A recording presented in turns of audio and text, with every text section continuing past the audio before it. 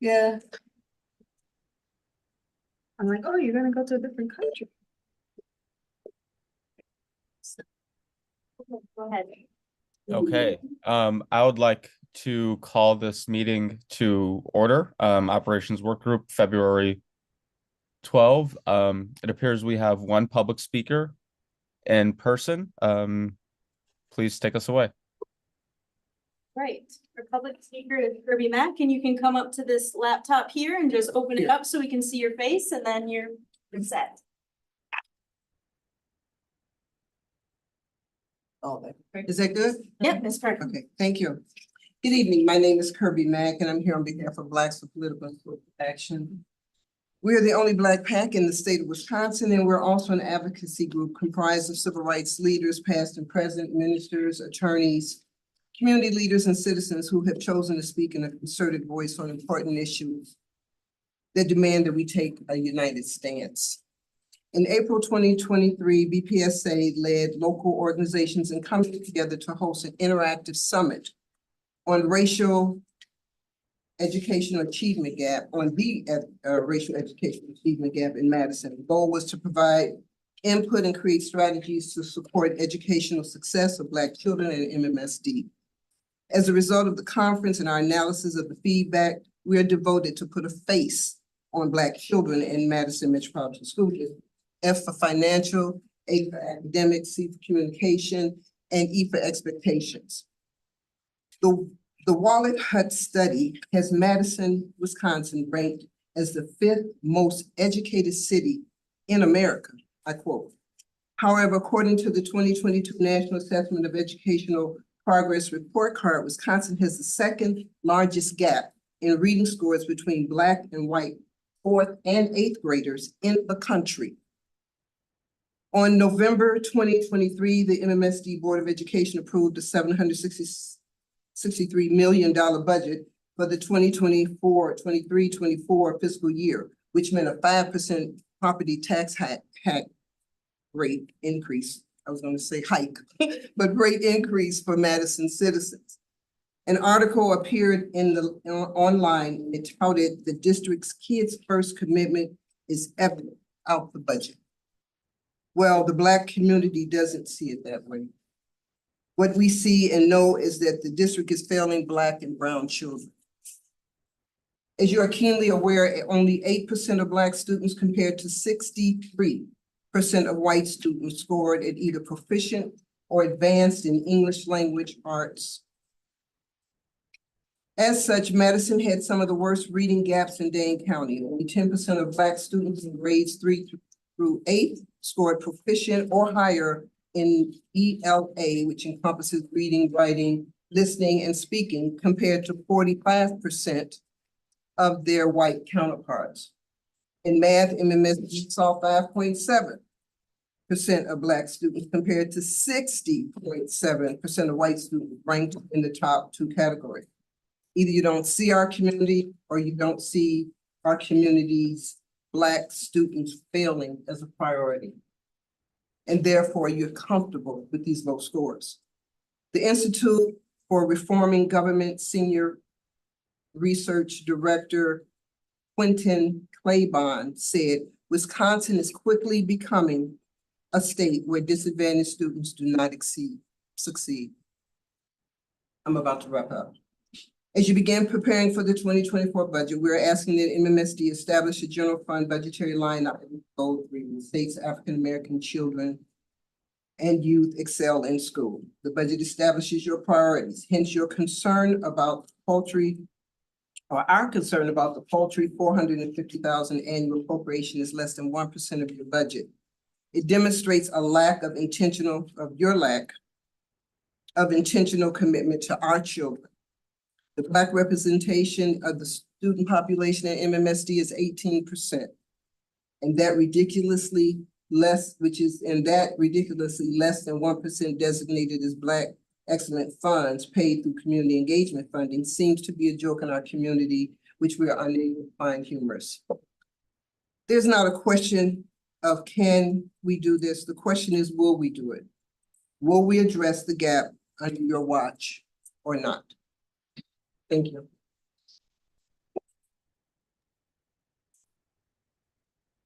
All right, thank you. Moving on to item 3.1, which is the approval of the minutes. I move to approve the minutes from the operations work group meeting dated January 22nd, 2024. May I get a second? Second, Board Vice President Pearson. All those in favor? All right, motion carries. Tonight we do have a packed agenda between the district renewable goals to budget development to long range facilities to HR update. We're going to get started with 4.1, which is the district's renewable goals and plans. So please take it away.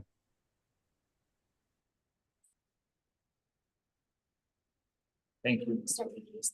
Yeah, sure. I'll start it out, and then Dwight will take over with the presentation on the renewable energy planning and some possible wording and scenarios in terms of recently cost out based on the facility condition report that staff worked with both design engineers and PRA and presented for last fall. That's at $8.7 million price tag. So that's the first item on the agenda, and Dwight is presenting remotely. But before we get to that, I want to stay focused in terms of the operations work group and kids first being our focus in our future. And want us to revisit the strategic framework and goals that have guided the work, this current budget and next year's budget, in terms of every child is on track to graduate ready for college, career, community.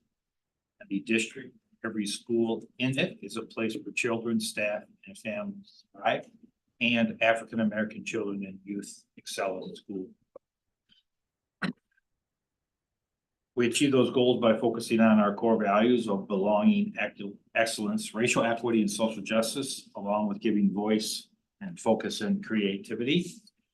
And just a brief recap on the agenda, I'll give the kind of timelines. These aren't solid, but this is the packed agenda, comment by Mr. Castro, in terms of 30 minutes for this presentation on renewable energy, followed by a presentation and conversation of about 40 minutes on the budget. Then we'll spend long range facilities plan, really an update of where we are at for 20 minutes. And then Jennifer Frendel is going to be the true star of the show tonight with 60 minutes on the HR update. So with that, Dwight is going to be, I'll let you introduce yourself, Dwight, and Dwight's going to be presenting remotely. Thanks.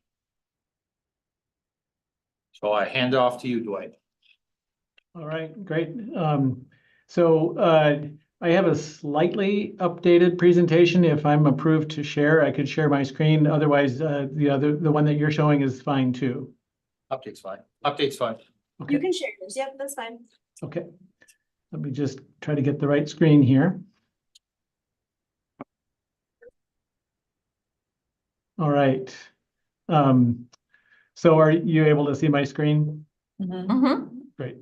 So thanks for having me tonight. My name is Dwight Shum. I'm with Design Engineers, and we have been privileged to work with the facilities group on trying to put some, you could call it meat on the bones of the board's resolution to transition to renewable energy, and happy to go through what we've been talking about so far and some of the different options for moving that forward.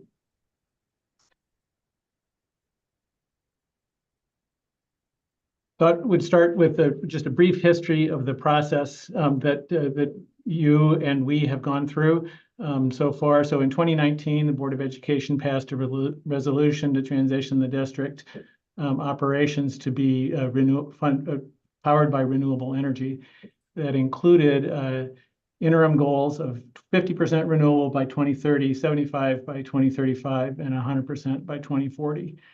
As we get into this, you'll see that some of those interim goals are pretty significant and drive a lot of things. So we'll dive into why that is and what those implications are as we get into the presentation. But then continuing on in 2020, there was a referendum passed to upgrade a significant portion of the district buildings, primarily high schools.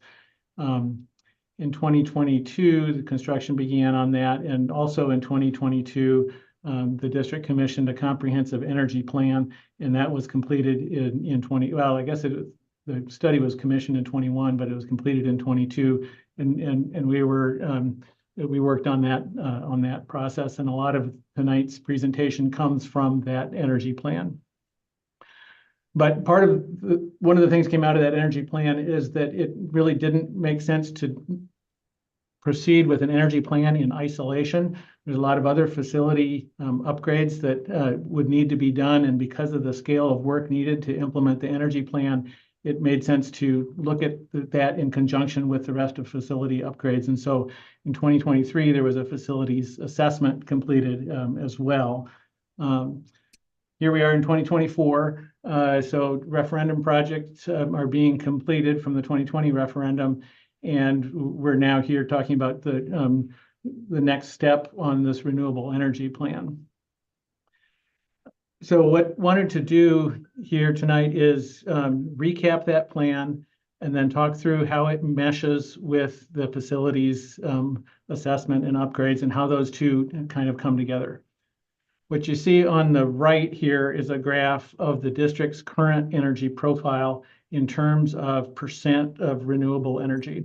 So starting in 2019, which was the base year for the comprehensive energy plan, the green bar represents the amount of energy that comes from renewable sources. The orange bar is non-renewable electricity, yellow is natural gas, and blue is diesel and gasoline. The line there shows what the goals are. So the goal is to get 50% renewable by 2030 and then 100% by 2040. This current path takes into account the referendum projects coming online in 23 and 24, takes into account some of the amount of renewable generation the district already has in place. And it also takes into account MG&E's plans to transition their electricity generation to renewable. So you can see that the green bar on this current path, this is without the district doing anything different than what is really already in place. The green bar does go up, but obviously not nearly as much as it needs to meet those goals. So that's really what the energy plan is about. So the energy plan came up with some strategies to achieve 100% renewable energy, or you could also frame that as zero greenhouse gas emissions. And really, what does it take to do that? And the graph on the right, I think, really illustrates the challenge of that. Which is that most of your energy, 73% of your energy, is really natural gas, and almost all of that is for heating buildings. So right now, most of the energy that the district uses is for heating buildings. And so one of the things that we need to think about is how do we transition that to be renewable energy? And unfortunately, there really isn't any viable source of renewable natural gas that is available to you. It does theoretically exist. Gas that comes from landfill and maybe some other sources is considered renewable. However, that's not available to you because it's not part of the pipeline system. So you would have to go get it somewhere and then somehow transport it to your buildings and store it there and use it there. So it's really not a viable option to transition natural gas use to renewable.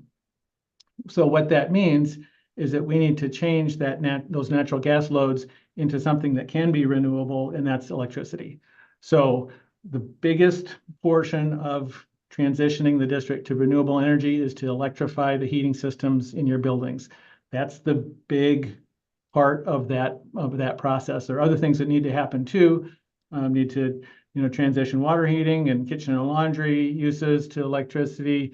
Need to transition your vehicles to electricity, but you may remember from the previous graph, that's a pretty small portion of the total energy. So the big takeaway here is that the primary thing that needs to happen to transition to renewable energy is first to electrify your heating systems, and then you can go about procuring renewable electricity because that is something that's available. You can get renewable electricity. really three ways to do that. So first of all, a portion of the power that you already purchase is renewable. So in 2022, 28% of MG&E's power came from renewable sources. So that's one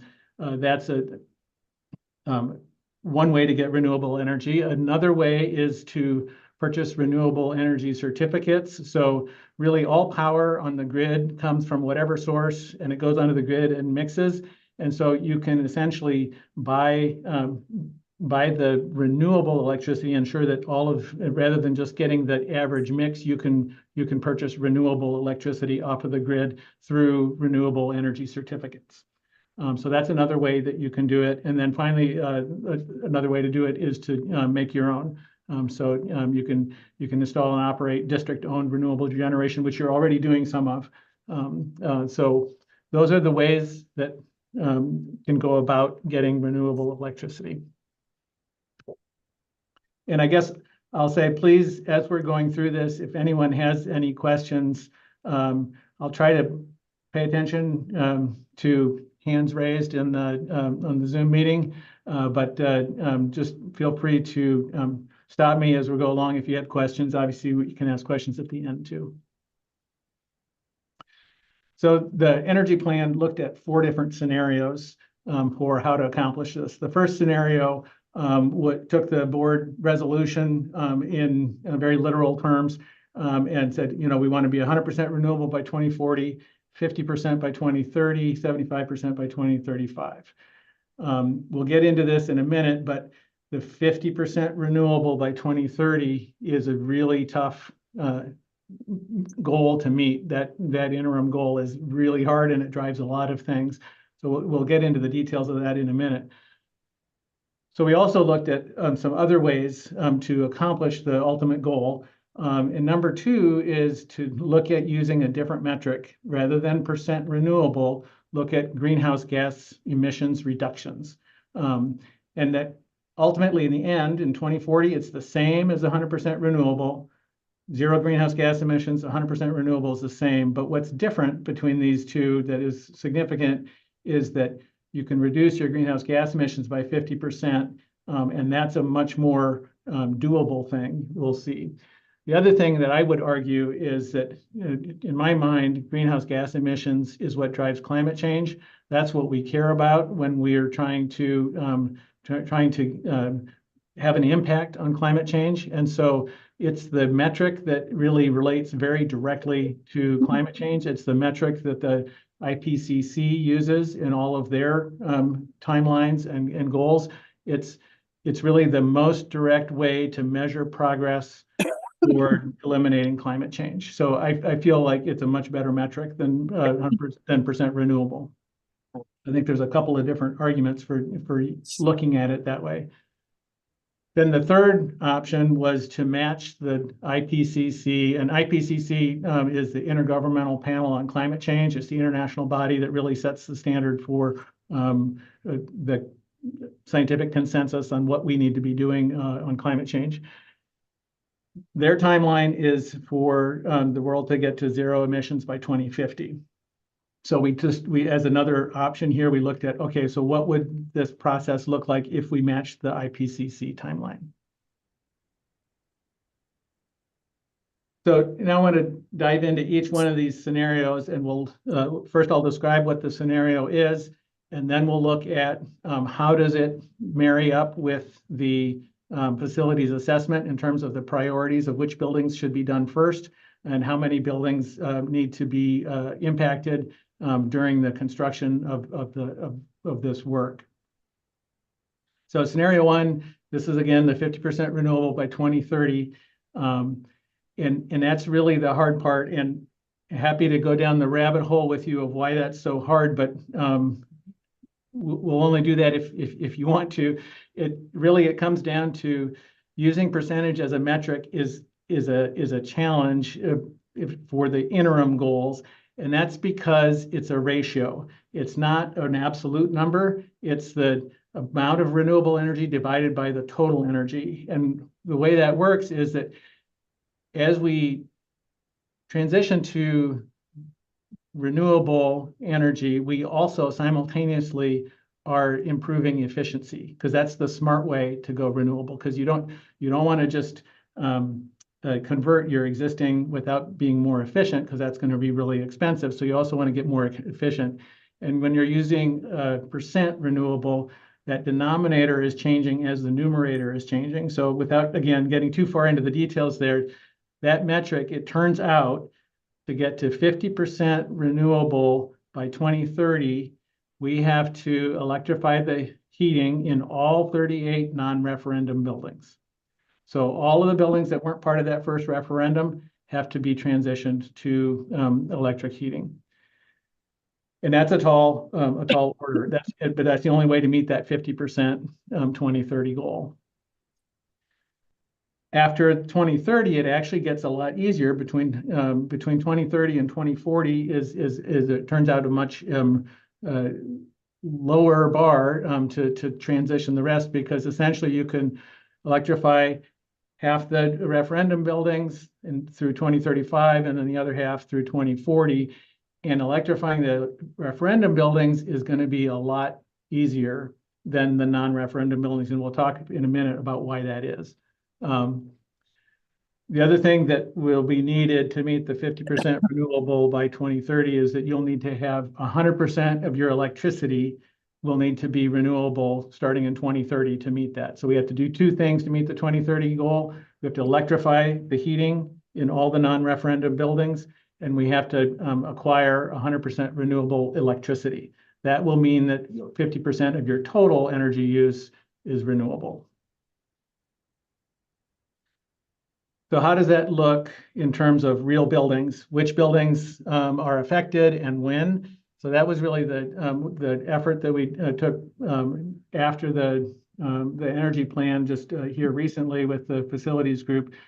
And we took the facilities assessment and we put what the highest priority buildings are. And we said, okay, so if we're going to do this with the real buildings, what does that look like?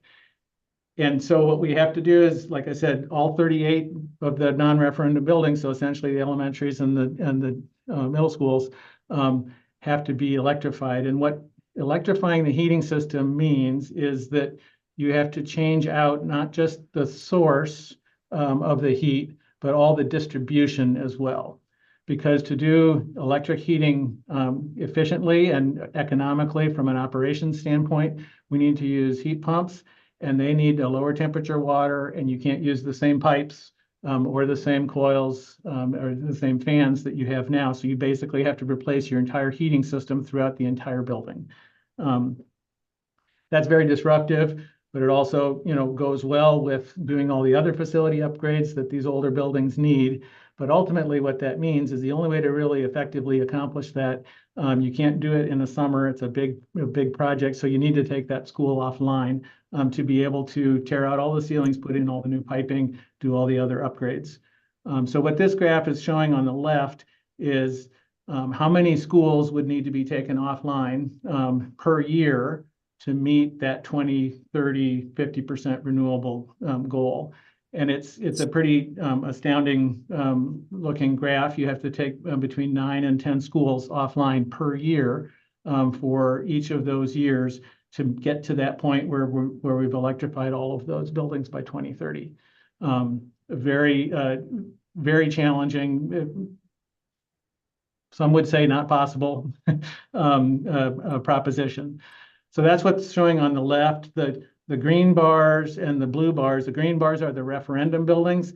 Those actually don't need to be taken offline to convert them because they have a newer heating system that can be electrified without replacing all the distribution. All we need to do with the referendum buildings is replace the heat source. We can use the new heating distribution system that's in place for those buildings because it's a modern system that will work with that kind of electric heat pump type of source. So that's a sobering graph on the left, the number of buildings that need to be taken offline. In the middle, that just shows kind of how many square feet per year are affected. So obviously also front end loaded. And then on the right is the capital investment. And you can see with that graph on the right, almost all of the capital investment in this effort occurs in that 2030 timeframe. It's all very front end loaded like everything else. And then below that, Yeah, go ahead. Sorry, real quick. I just saw that board member Nichols had a question. Thank you. Oh, Yes, can I just clarify one thing about the graph that you're showing? yes. Okay, when you're showing the buildings that would need to be kind of taken offline to go through the full conversion, if I'm reading this right, you're showing that starting in 2027. And Yes. I guess, and so because it starts in 2027 and would have to end by 2030, it's only 3 years to Yep. try to get to the 38 non-referendum schools. Yeah. I'm wondering, did you explore anything starting before 2027? Yeah, so this is a graph is a little deceiving the way the numbers show up on there. It actually starts in 2026. And I Okay. would say it actually starts in 2024 with passing a referendum to fund it. And then the design for that works is happens in 25. You go to bid in the fall of 25 so that you can start procuring materials. And then you start construction in 26. So the I summer see. of 26 would be when construction starts. So the end of the 25, 26 school year would be when the first buildings come offline. Okay, thank you for clarifying that. Yep. And I think it would probably be difficult to move that forward, at least for that many buildings. There might be 1 or 2 that are partly already designed that could happen sooner than that. But I think referendum, this scenario is based on referendum in 24, design in 25, construction starting in 26, and then there's 4 years to get them in place by the start of the 2030 Got it. year. Thank you. I see another hand up. I'm going to watch for that now. Yeah, so I just wanted to speak directly to the question in terms of where our timeline starts, because there is the work that we've already done. And so I'm wondering how that is factoring in. We invested a tremendous amount of ESSER funding in HVAC systems. We also established an electric HVAC system at West High School before I was on the board. So I am curious about how the investments we've already made factor in. I also want to acknowledge that the board has had this goal since 2019. So we are 5 years in to this resolution. And I do think factoring in the investment we already made as a board and a community in our past referendum is relevant to our ability to talk about what we want to do moving forward. So I can speak to part of that, and then maybe someone from facilities can fill in the rest. So part of the investment that you've made so far is in those referendum buildings. They have low temperature hot water heating systems, which is readily electrified. And so the biggest part of the electrifying heating systems, the hardest, most expensive, most disruptive part is putting in a distribution system that is based on low temperature hot water instead of high temperature hot water. So that's been done in the referendum buildings. So that's a half of your total square footage already has that hard part done. So that investment is already kind of setting you up to be able to do that half without having to replace the entire distribution system in those buildings. Are there any other investments in sustainability we've made moving since 2019 that are relevant to this planning process? I think we've done some. I think the solar panel project that we're part of, the planning to add some of the solar panels in high schools haven't been done yet because just need to be finished in the project. The district did invest in a smaller geothermal unit at West that's already been mentioned, but I think we'll work with facility to get a 1-page to explain what we've done since 2019 till now in terms of investments that's been done to date. We'll put it together. In terms of that 1-pager, will that influence what some of this start or looks like? And I guess I wonder, right now, as we have the conversation, are we having the conversation as if we're at 0% for renewable energy? What percent are we at this moment in terms of established relationship with energy. I'm sorry if that's coming later. No, that's good. So I can address that. So this graph shows that in 2023, it was somewhere around, this looks like about 8% renewable energy. Probably something like 25% of the electricity is from renewable sources, but again, the natural gas is a big chunk of the total energy. So this is kind of the starting point, is that roughly 8% of the total district energy is coming from renewable sources. 92% to go. That's right. Yes, right. Thank you. That's it for my questions. All right, thank you, Dwight. And I can help facilitate the questions as well as they pop up. Okay, great. Appreciate that. The other thing about, so this scenario one, meeting the 50% renewable, like I said, you can see that this green bar, since we're on the graph here, takes a jump in 2030, and that's really, it's going up like in the years before 2030 as MG&E gets more of their electricity from renewable sources, and then starting in 2030 to meet that 2050 goal, the district would need to purchase renewable electricity for the remainder of it, purchase and or install additional generation. That could happen, really before then, but to meet that 50% goal would need to, one way or another, get 100% of the electricity from renewable sources.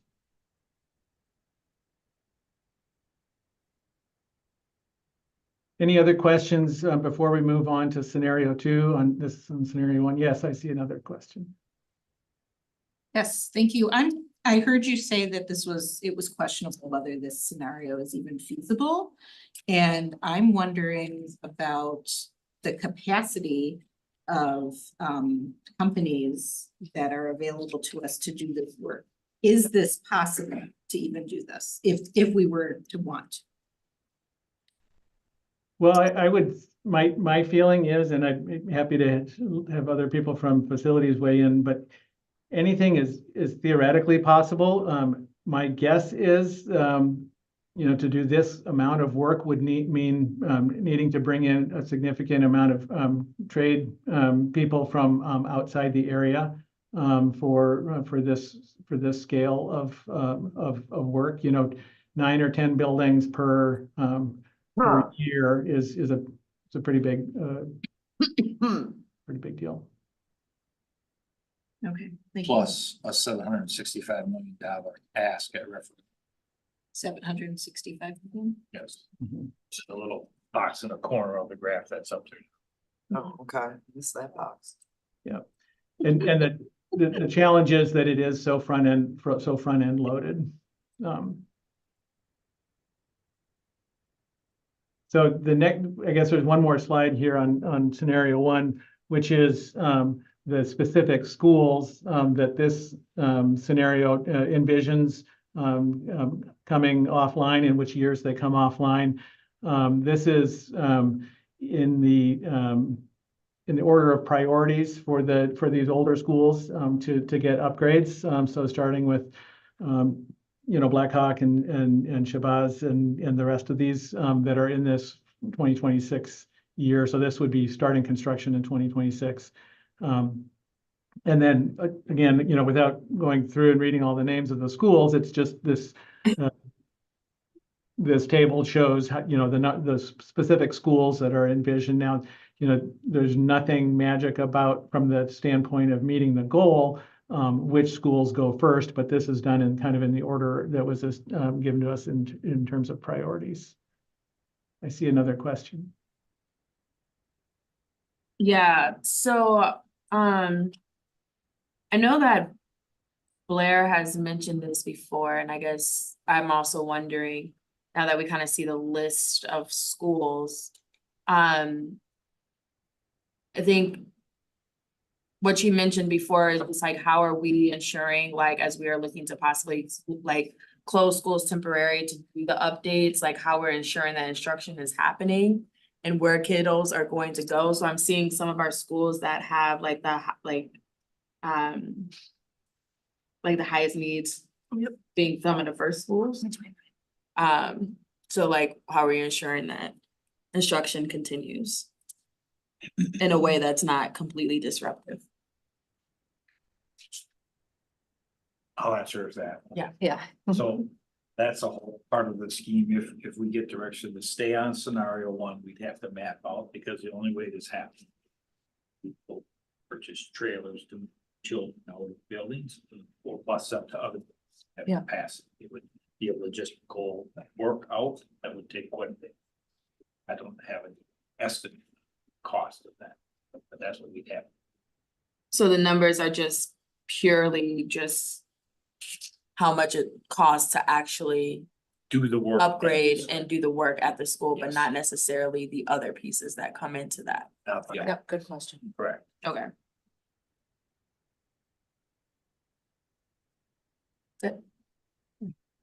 All right, so we can come back to scenario one, but let's move on to scenario two.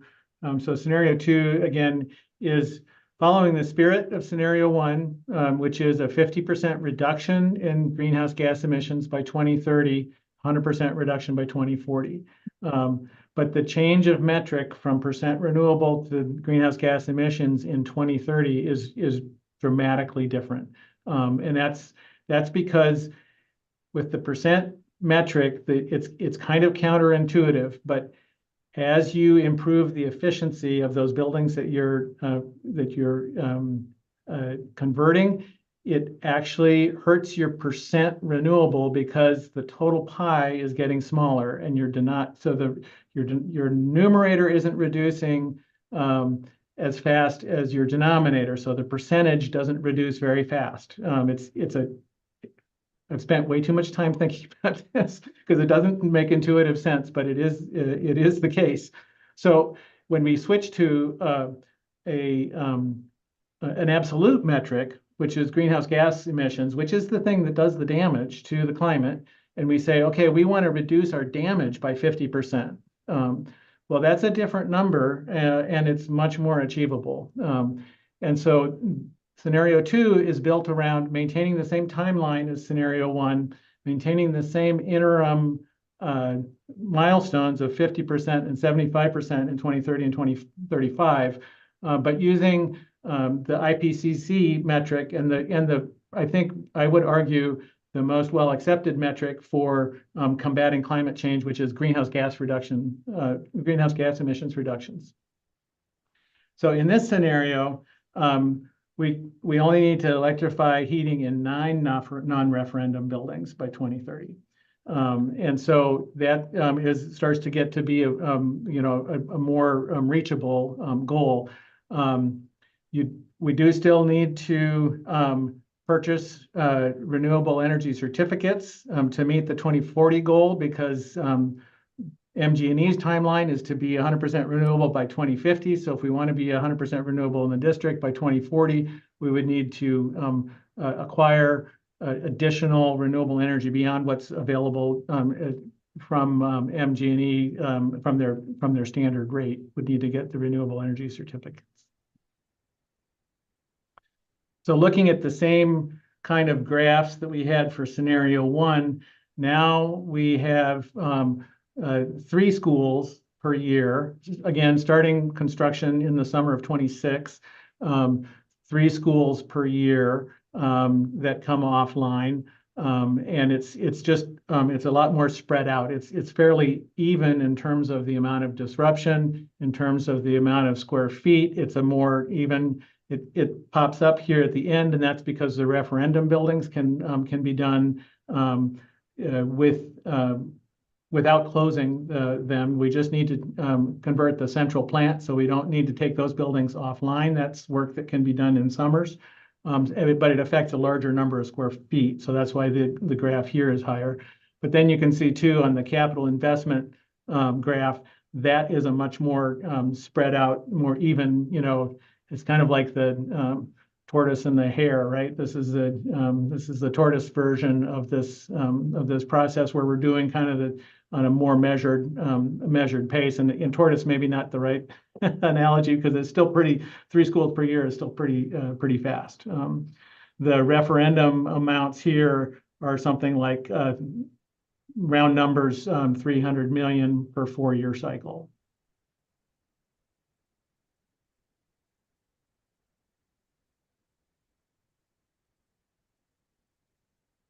Any questions on these? Oh, yes, go ahead.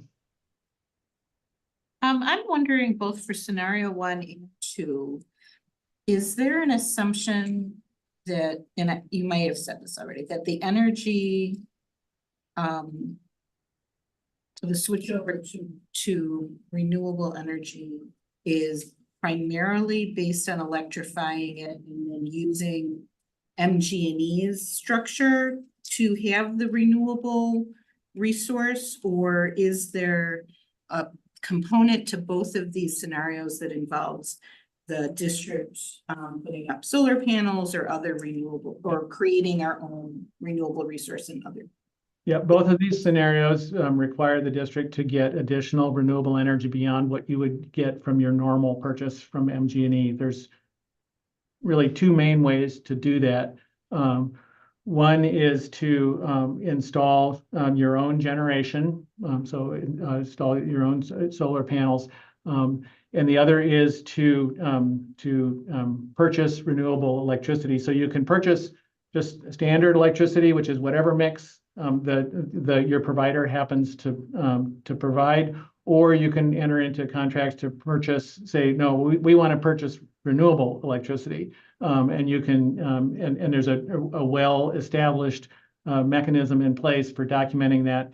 It's not, in my opinion, it's not like carbon offsets, which to me is a little bit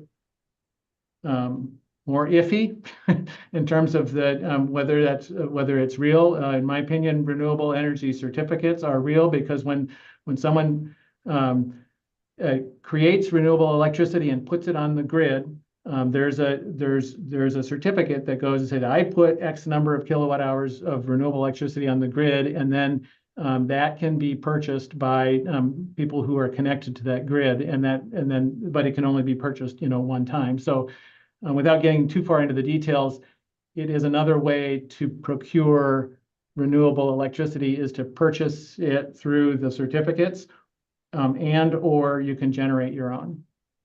So thank you for that answer. And what I didn't hear is one of those methods primarily used in this plan, especially in when you're looking at those dollar amounts? Yeah. Yep. What's how were those generated? Yeah, so the comprehensive energy plan included district installing the amount of PV that would make that basically the amount that you can fit on your roof, the roofs that you have, putting renewable PV on those roofs without going into and making your own whole electricity production system. So it includes both, is I guess the answer. It includes some amount of district-owned generation and some amount of renewable energy certificates. And the amount of district-owned generation was driven by the amount of roof area available, and also because of the type of rate structures that you're on, that you're a little bit limited on how much it makes economic sense to do, because because you're on because of the rate structures, without getting too far into the details. But it's really limited. Probably best to think of it primarily as limited by the roof area that is available. Okay, and has there been any consideration about other land that the district owns for placing, panels or? That's not included in this economic model. So that's certainly possible. Yep. Okay, thanks for those clarifications and additional details. Yeah, bet. So the next slide shows schools affected by this timeline. Again, in the same order, it was starting with the schools that were listed as the highest priority, most in need of upgrades. But again, this order can be done, it can be moved around. It doesn't have to be this way. It's just roughly the amount of square footage of schools that needs to be done in these timeframes to meet those metrics.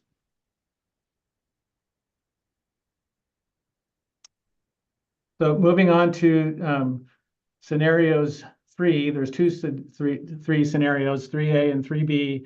The first one, they both adopt the IPCC timeline. So instead of 2040, it's 2050. So it is changing the timeline from scenarios 1 and 2. Scenario 3A is following a constant rate of emissions between where we are now and where we are in 2050. The way that works out is in 2022, MG&E moved up their timeline for transitioning to renewable energy. And so their accelerated emissions reductions would, in this scenario, allow the district to basically put off electrifying your buildings until 2034. So scenario 3A is really like scenario 22, but starting in 2034 instead of today. Is the way to think about scenario 3A. It's basically taking that extended timeline and delaying the start of that process. But then from then on, it looks pretty much the same as scenario 2. So if we look at this timeline, you can see 3 buildings per year, but it's not starting until 2033. So that's scenario 3A. That's adopting the IPCC timeline, basically delaying the start. Scenario 3A table, again, same order of schools, 3 schools per year.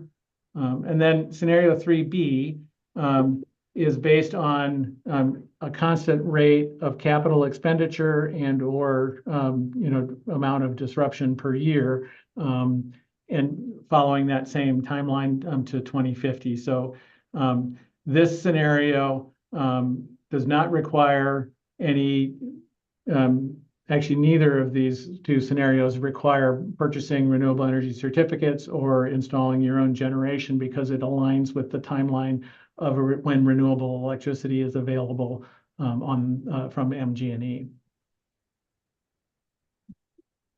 So in this scenario 3B timeline, instead of 3 buildings per year, it's 2 buildings per year spread over a longer time period.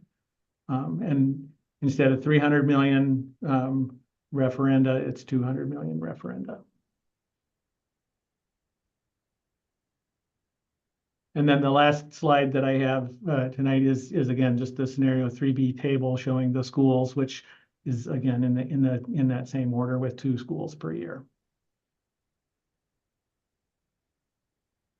Starting the same timeline.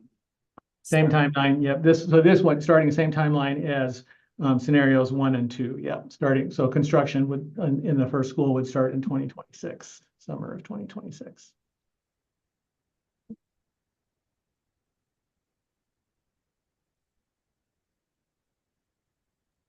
Okay, I think you can take us off screen share. Any further board questions? Well, Board Member Muldrow, followed by Board Member Mosner-Feltham, followed by Board Member Simpkin. There are 2 numbers I'm curious about, which is 1, how many people would the district employ over this period of time to do this work? So what is the investment in our community and job creation around sustainability look like for us as a district? My second question is specific to cost savings as we invest in sustainability. So what are we currently spending on energy? What is the long-term saving we would gain for investing in sustainability? That's it for my questions.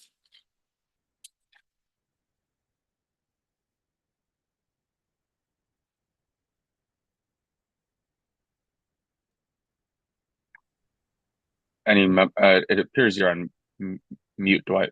Sorry. I'm gonna pull up the comprehensive energy plan, which had some estimates on operating costs. So if you give me a minute, I'll look that up.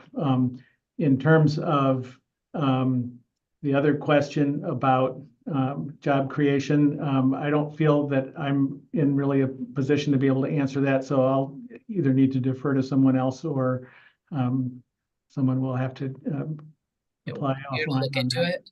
Yeah. Thank you. Yeah, we can look into that for you.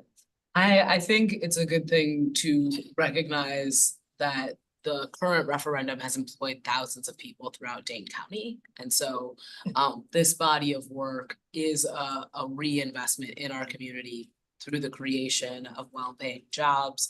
And my assumption is that this would similarly create thousands of jobs.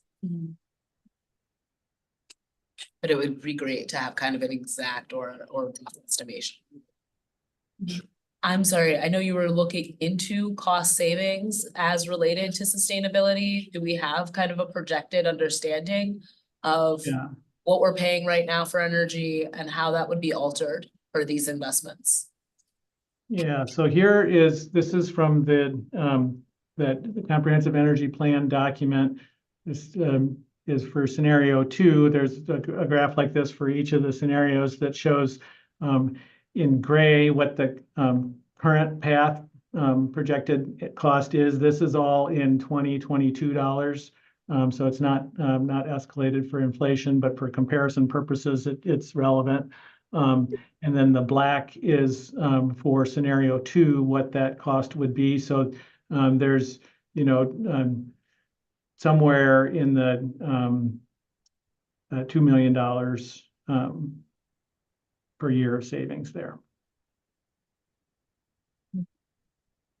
We'll back that up too.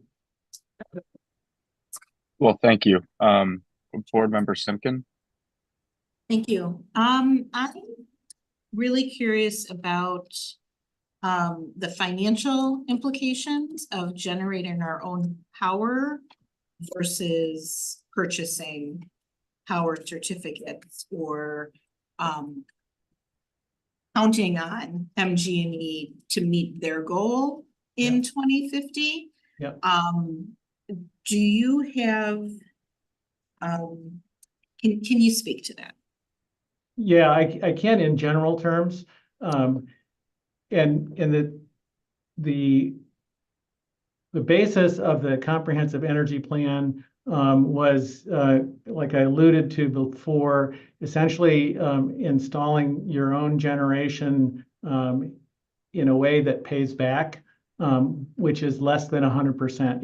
If you were going to install for 100% renewable, it would cost you more than acquiring renewable energy. It would cost you more to generate your own if you were going to go for making 100% of your own power rather than purchasing some off of the grid. In terms of specifics of exactly where that balance point is, like I said, the scenarios that we put together included some of your own generation, trying to find that kind of sweet spot of what pays back given your rate structures and the cost of PV today compared to the cost of power that you purchase. The other comment I would make about that is that it's true that you would be controlling your own destiny to put in all of your own renewable electricity in some respects, but you don't necessarily need to rely on MG&E to meet their goals. If you are purchasing renewable electricity off the grid, you can do that even if they don't meet their goals. You're just going to have to purchase more of it than what you would if they do meet their goals, if that makes any sense. It does. So I was recently listening to a presentation from Middleton Cross Plains that is on the same journey. And one of the things that they did was they entered into a partnership with MG&E to put in a solar panel field. Yep. Is that something that was considered in these proposals as well? So it is considered as a possibility. It wasn't, the scope of the study didn't include working out details of what that could be, but absolutely that could be done. And so that would be, another financial analysis of what that investment would be, and in negotiations with MG&E and on, when and how that could happen, and what the district's contribution would be and what their savings would be. So that would be another study, but is absolutely doable. I guess the one thing I would reiterate is the hard part of this is not getting the renewable electricity. The hard part is changing the heating systems in your schools. That is 90% of the challenge here. So there's different ways to get renewable electricity, but that's not the hard part. Right, yeah. No, I'm recognizing that, and I'm thinking about, way in the future after this is done, what those implications are for which method we've used to get there. So thank you for answering the question. Appreciate it. Board Member Nichols. Oh, yeah. All right, so I'm gonna probably put myself out on a limb and just kind of share what I'm thinking based on tonight's presentation, with the caveat that I don't pretend to be a school board member that's an expert in energy efficiency or renewable energy.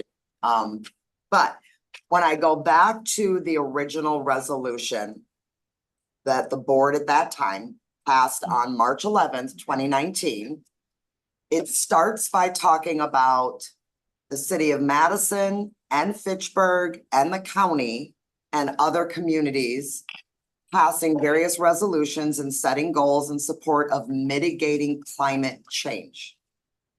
And then it goes on to say, whereas the students, faculty, administrators, and board members in the district have also expressed their support for an active role by the district in mitigating climate change.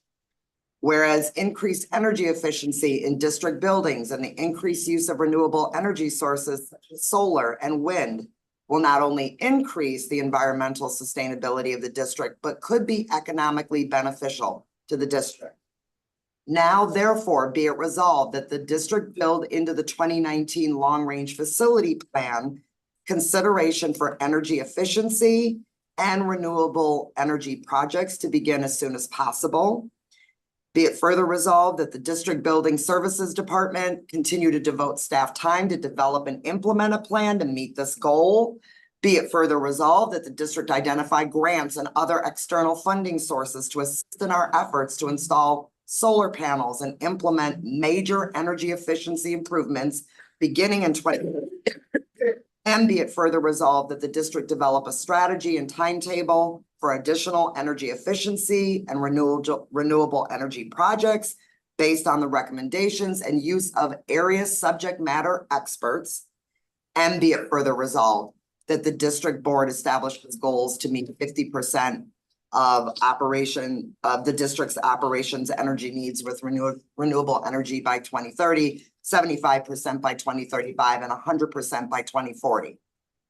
The reason I'm going back to the resolution, I think it precedes many of us, not all, but many of us, is that I think we've hung on to the last part of the be it further resolved, which is kind of the goals. And there's many other statements in this resolution about our commitment to mitigating climate change and being committed to overall energy efficiency. So when I look at what was presented tonight, this is just me. I feel like I'm resolved in the commitment. And I think that we need to strive towards the commitment.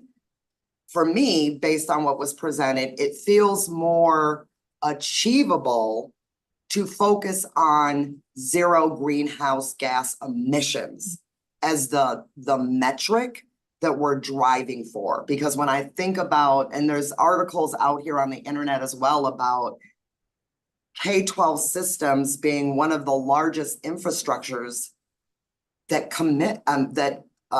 contribute to greenhouse gases and these emissions, and that if we're serious about really making a lasting change for our community on climate change and sustainability, I feel like, for me, it behooves us to really refine the original resolution, not to like run away from the goals, but to really get more refined based on subject matter expertise that we have at our disposal now. So for me, I'm thinking it seems more realistic to focus on the zero greenhouse gas emissions by 2040. It would put us in a place to really focus on electrifying the heating in those 9 referendum buildings by 2030, which would get us to 50%, then doing an additional 12 buildings by 2035 to get us to the 75% goal.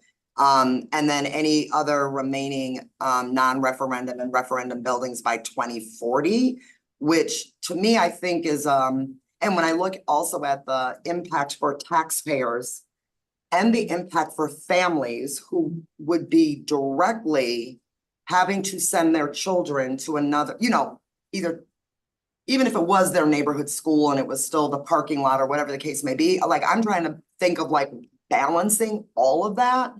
I feel like I want to believe that our community would be proud of us for being ambitious and serious about striving to meet the goal, cutting greenhouse gas, and at the emissions, and at the same time, like taking a somewhat balanced approach in how that impacts like our current enrolled families about how they have to like attend a school for a year.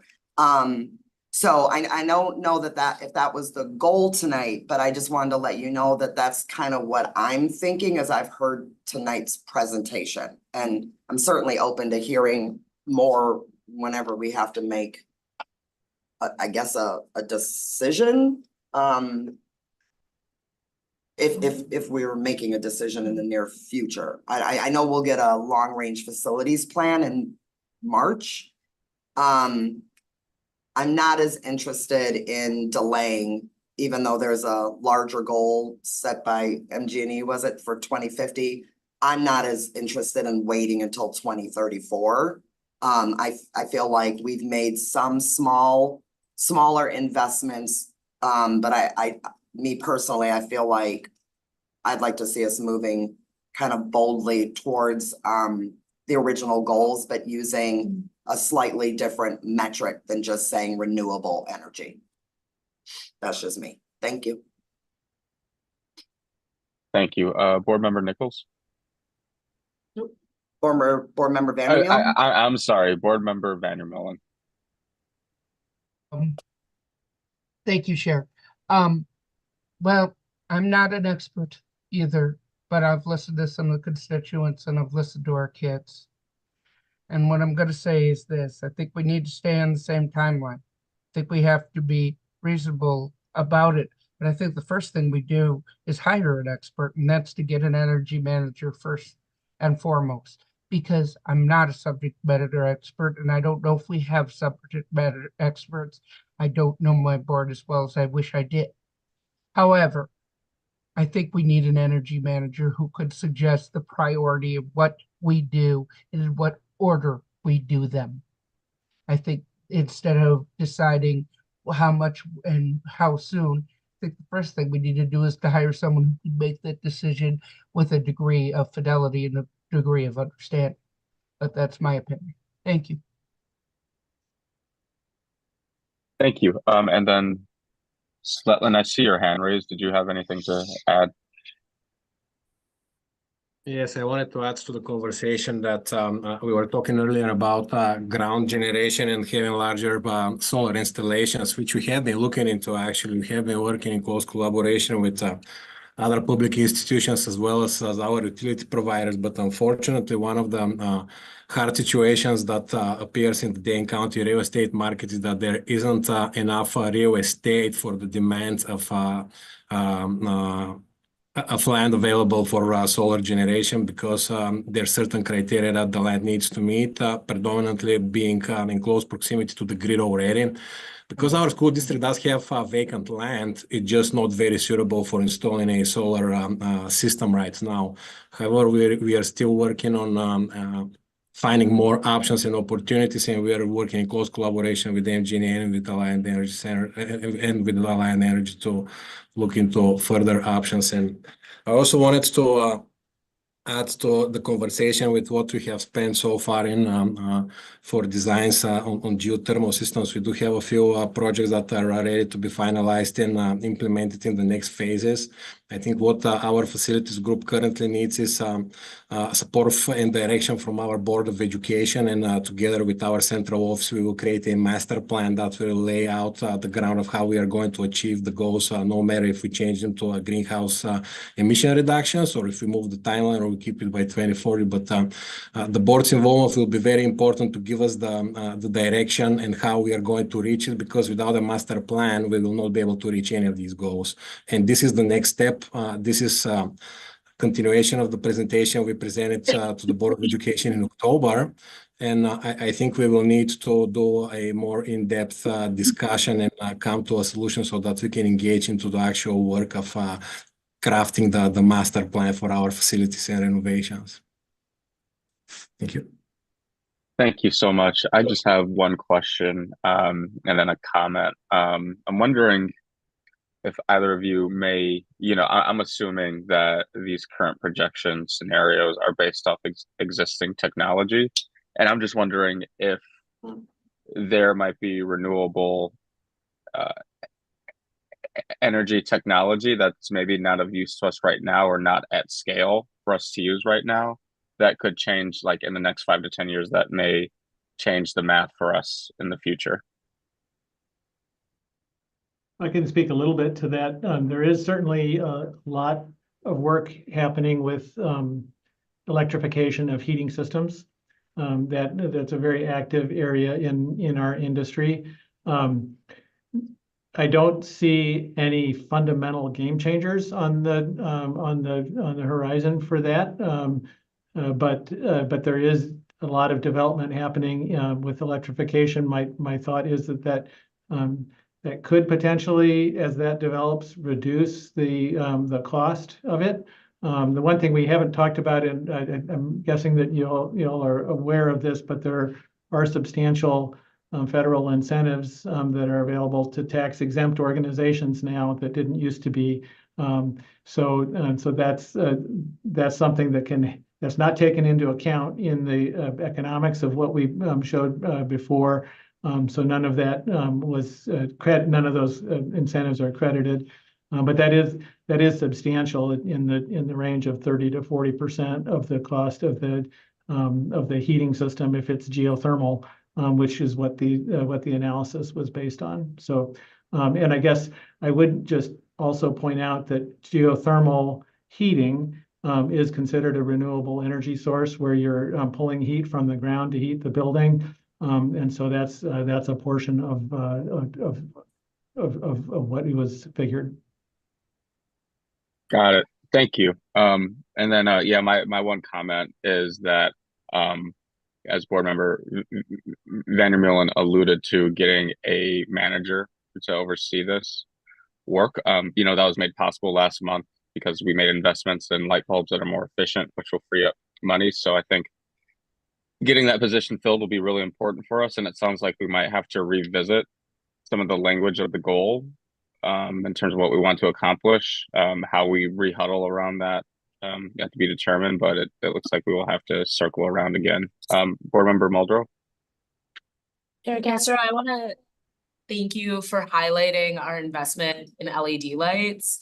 I do think like our continued investment in sustainability reconciles the consequences of continuing to contribute to greenhouse gases. I do think that we're missing a part of the conversation if we don't talk about the different ways that our schools contribute to climate change or pollution. Things like single-use plastics, things like recycling and compost, things that are indicators of our overall culture towards sustainability. I am wondering how this factors in, and how I think there is an instructional question here around like, how are we teaching our students about climate change as we make this shift? How does this fit into our science classes? How does this fit into the kinds of job opportunities that we're preparing our young people for? So I do hope at some point we're able to have a holistic conversation around the different areas of impact we as a district have and what that means for our young people. I do want to echo Board President Nichols' statement that there is a balancing act in terms of how we relocate young people in this process. I do think that one of the problems with climate change or extreme weather is that it also has tremendous potential to interrupt school. And so I think that we want to be measured and intentional. And I think we also have to acknowledge that were we to say it's too expensive to invest in sustainability, and we were continuing to contribute to global warming or climate change in a way that was unmitigated, that there is real science that says the consequences of that would be devastating in a way that is unsurvivable. And so I think that the urgency of this work is something we need to continue to emphasize. And I think we need to factor in the cost of doing nothing or being ineffective in this.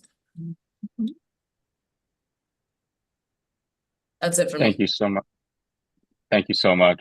Definitely appreciate that sentiment. Anything else from you, Dwight? Nothing at this time. Okay. All right, thank you. Moving on to our next item, item 5.1, budget development. Bob, take us away. Davion, Oh. can I just add a quick comment? Yeah. Thank you. So before we move on, I just want to be sure we're clear with our direction as a team. So I do want, first of all, I really want to thank Dwight for coming and presenting. He is an expert in this and has pulled together, I thought, some really interesting scenarios that can help inform what we as the team will need to map out. Because Svetlana actually said, once we know sort of what that goal is, whether we're sticking with what we already have or whether we want to talk about greenhouse gas emissions or talk about one of the other options, that's going to be really critical for us so that we know how to write that long range facilities plan and get the team moving. So Bob, is there anything else that you need from the team? Do you want to have a little bit more conversation around that? Or what do we think we need as we move forward in that long range facilities plan? Because I am also conscious that we owe you a plan with some direction, and we are going to owe our community some scenarios in November about how we're going to fund this. So I was curious if there were, maybe Bob had any thoughts, or if any other board member had any thoughts about the language in that resolution. Yeah, I think for President Nichols, really hit what we need to talk about. Sustainability is a big part of the board's work and a huge part of the long range facilities plan. So we do need direction on, are we going to continue with the existing resolution? Are we going to fine tune it? What's the timeline? Timeline is to fine tune it between now and when we bring back that another draft of the long range facilities plan. It definitely, as you saw by the scenarios that Dwight and his team and PRA, our other expert that's helped us with the facilities condition report, is laid out, right? It has very real cost implications, very real timelines. So we need to know which way to go, and then we'll take whatever you tell us to do and map out the options. Got it. And I don't want to speak for anyone. I think that we definitely need to digest some of the scenarios that we saw here today and probably revisit the resolution maybe in the coming month, the next operations work group. And in the spirit of what Board Member Nichols said, but Board Member Vandermeulen and Board Member Simkin, I see your hands. Yes, I was thinking if possible, Chair, a possible March, end of March vote on the energy manager portion and the revisiting of the resolution. If that fits, but I'm one person. Thank you. Board Member Simkin. So I guess I'll just share, I felt really comfortable with what Member Nichols was saying around planning for an aggressive but reasonable plan. And as not being a subject matter expert, I would really like to have a recommendation come to us rather than have us just be parsing it out on our own. That would be really appreciated. Love that, Laura. Board Member Nichols. Oh, thank you, Chair Castro. I was just gonna say that I know, in the timeline, I think in order for us to get the long-range facility plan in March, we probably either need to give at least a general idea of like what we are more comfortable with, and then the caveat of please bring us a recommendation in this area. Cause otherwise, kind of the rest of our timeline moving beyond March, I think might fall apart. So even if it's just a gut reaction to like what sounds worth exploring more deeply, I think would be helpful for this team, right? Yeah, Board Member Moser-Feltham. I can do that. Scenario 2 looks good to me. I don't understand why we would wait. Or rely on, negotiate to MGNE or rely externally. Yeah. If we don't have to. And number 1 seems impossible. So I like to. I'm also in agreement too, so for reasons that my fellow board members have mentioned. Yeah, I too am in agreement with number 2, and so I'm thinking, do we need to revise the resolution to reflect that, or what's? Yeah. Like a refinement, something. I am between 2 and 3.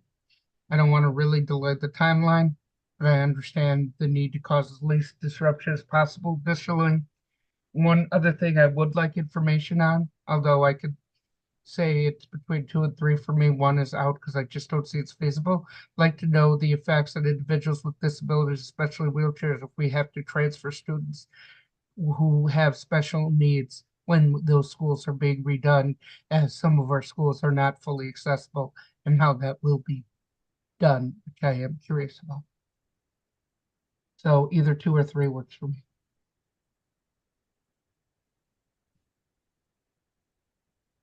Just a part of the conversation. So maybe how about I work with building services and referendum plan team, long range facility plan team. We take a closer look at scenario 2 and 3, kind of map out some implementation issues in terms of the closing school piece and when we can do it and how this kind of rolls out. And then that'll allow you to kind of get a little bit focused on it. And then once that happens, then we can incorporate that. We should be able to do that in by the next operations work group. Might mean the long range plan shows up in April versus March. Yes. Yeah, We can work. which I think, and yeah, I think that's possible. Well, sustainability, right? That work is gonna be part of the long range, it's a big part of the long range facilities plan that we've got to get right to map out all of the other foundational pieces. Like we actually need to know which scenario we're gonna go with so that we can draw that all out. Yeah. And create a scope and sequence, including the staffing that might be needed for it, like a sustainability team. Yeah. and we have a timeline in the long range facility and update. Yep. That shows you how it's laid out if you needed to see what that timeline looks like now through November. That's something of interest. Board Member Pearson, then Board Member Muldrow. Yeah, I just had a question about the credits, and I just thought about it, the federal grants that I know that are out there. Can we just also with it like get possible like monies that we can have like access to with the updates? So have it just attached to what the update might look like. Cause I think that that's gonna be an extremely important piece as we're developing the budget and knowing exactly what monies that we can get from the feds. And possible partnerships with, even though MG&E is later, possible partnerships with MG&E and other kind of organizations. And then I know that we had a pretty decent conversation with the chamber. And so like maybe like how they might be able to factor in, especially since some of the work that they've been doing with companies throughout the US and figuring out ways that we can make our school district and our city attractable to renewable. So what may be there? Yes. We've been meeting with a couple different groups, including our audit firm, to explore how we can, what are the timing, larger new federal. Basically, they're called rebates, but they're cash payments back to us, the school district that we'd be eligible for. They have a timeline that we have to do significant work, which we plan on doing anyways in the next few years. And so there's some good opportunities there. And then the last thing, just really, if you guys can just add, I know with solar panels have their life cycle. Once their life cycle is over, from my understanding is that it is not cheap, very expensive to then dispose of them. So I don't know if we want to add that. I know we're looking at like maybe 10 years. I think they may have 20 years, 25 years. I can't remember the exact number, but I do know there is a substantial amount of cost when disposing of solar panels. So I don't know if we want to, so what are we're going to be having a lot of savings with being renewable. However, there are significant costs. And it should weigh out, but I think it is important to know what that might look like. So. Thank you. That's it. All right, Board Member Muldrow. Thanks, Chair. I guess I lean towards scenario 2 or scenario 1. I think scenario 2 is the most doable scenario. I'm not interested in voting for scenario 3. I do think part of my interest in voting for scenario 2 is kind of having an overall comprehensive package and reinforcing this work with board policy. So I think that part of our responsibility as a board is to make policy decisions around things like single-use plastics, around our investment in our fleet, around the kinds of practices that are going to get us to this goal.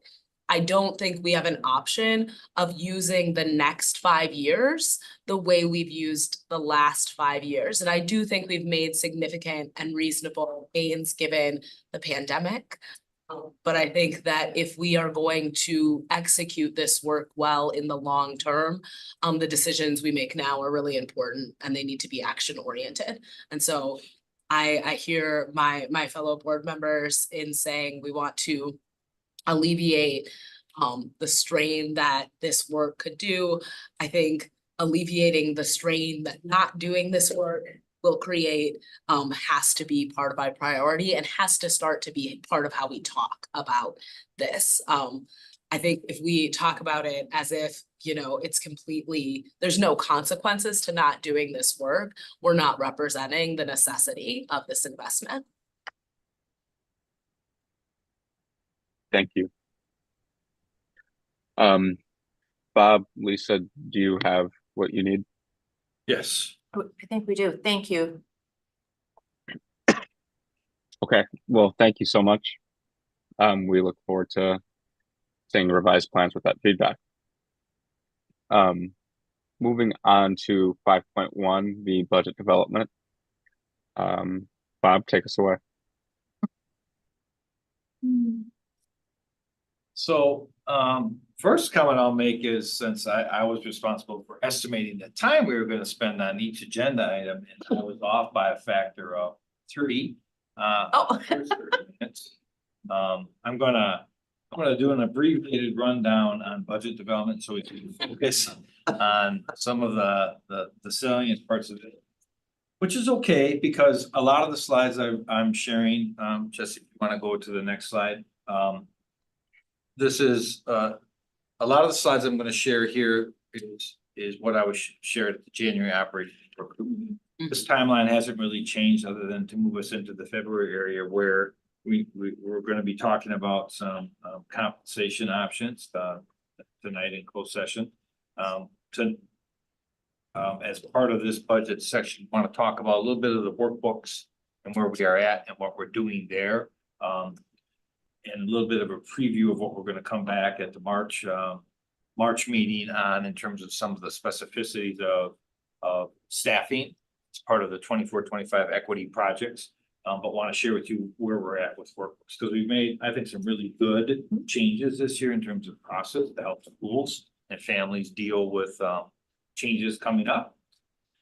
And then the other objectives that I wanted to cover really are spending just a little bit more time on the W Applied POPs, current 5-year projections, and talk a little bit about what I see happening moving forward for the following. And so I wanted just to share with the 24-25 guiding principles and also our goals is what we have been talking about. So it's there for your reference, and I'm not going to spend time on these 2 slides and keep this abbreviated. But I do want to spend a little bit of time of reminding us where we are in terms of the budget climate, in terms of the 10 years of the state underfunding, in terms of providing revenues to keep pace with just inflation. And then if you want to go to the slide 12, Jesse. Yep. So for the last 12 years, the state, other than this current year, has not kept up with inflation. Matter of fact, we were given $0 going back to the cut in 10-11 in terms of where we are at with revenue limits. So the issue really needs to be, and I'm going to keep talking about this, we do watch our costs and we do spend taxpayer dollars wisely. But the fact of the matter is, the legislature's created a public school financing system that's woefully inadequate and underfunded. And it's 0 in terms of keeping pace with inflation over the 12 years. And the only additional revenues we have as a district are from the voters that have approved referendum to exceed state imposed revenues.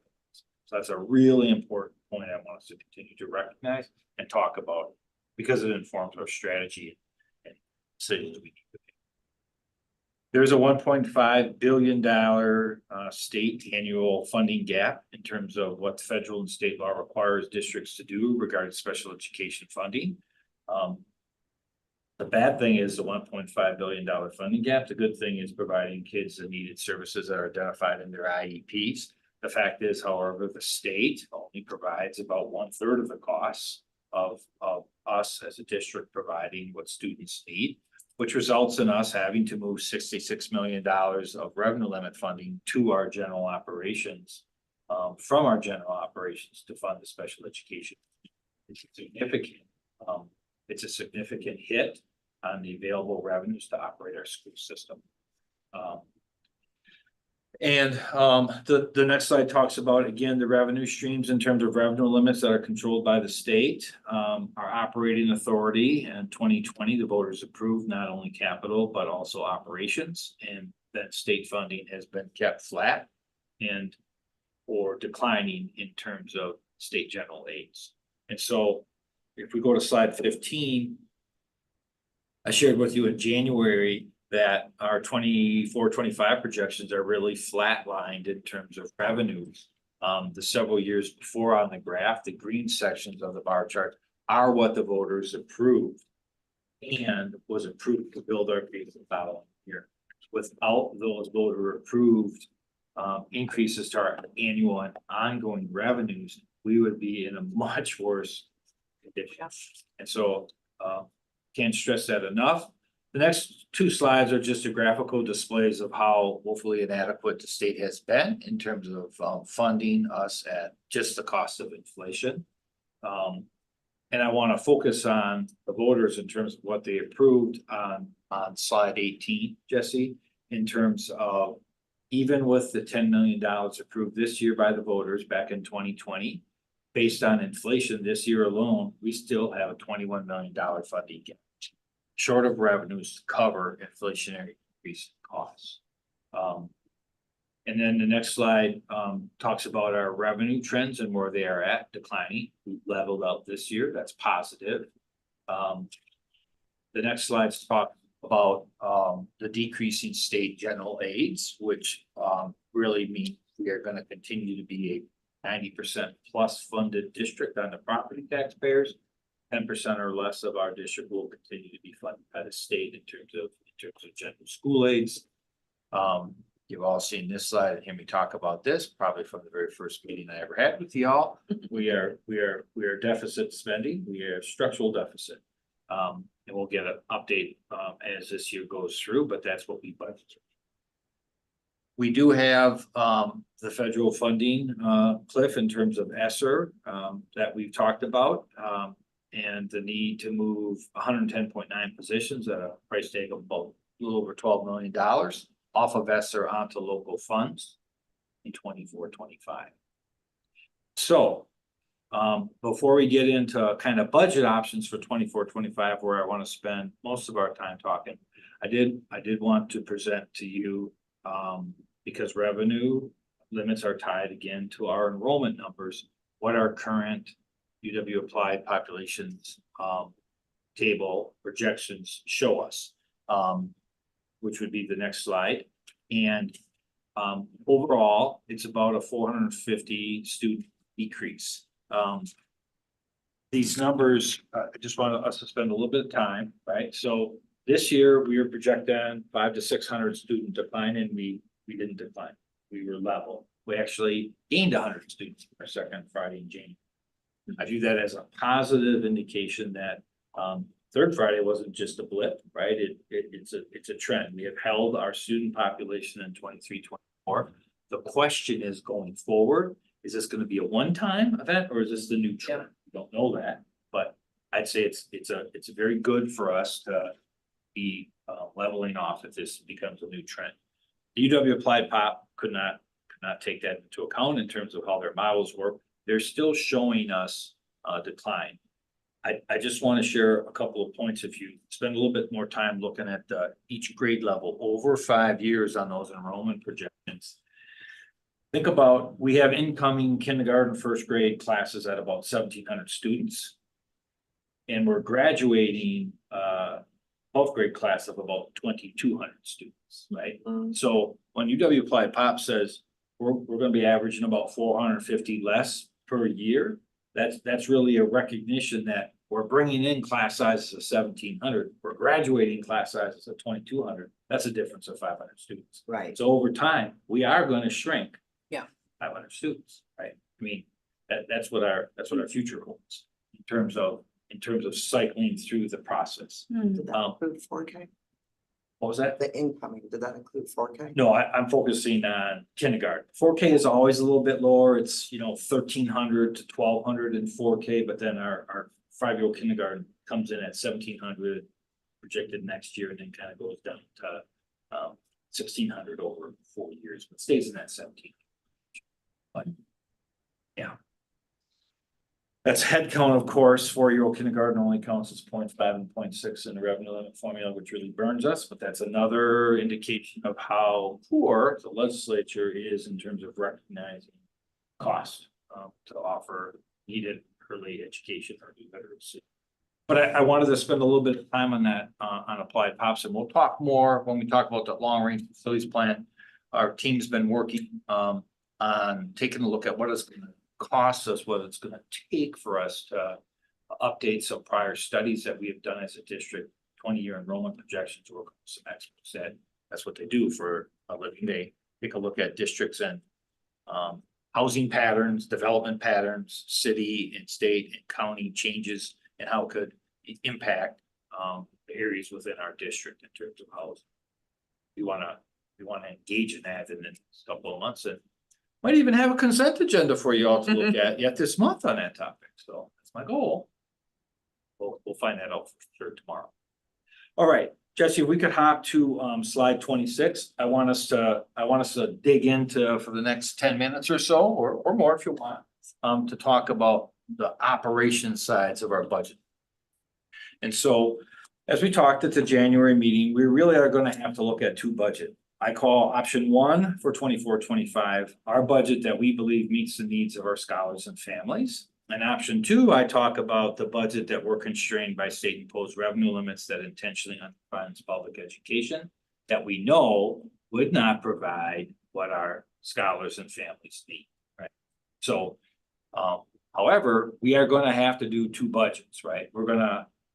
We have been talking about the need for a referendum or to reduce expenditures.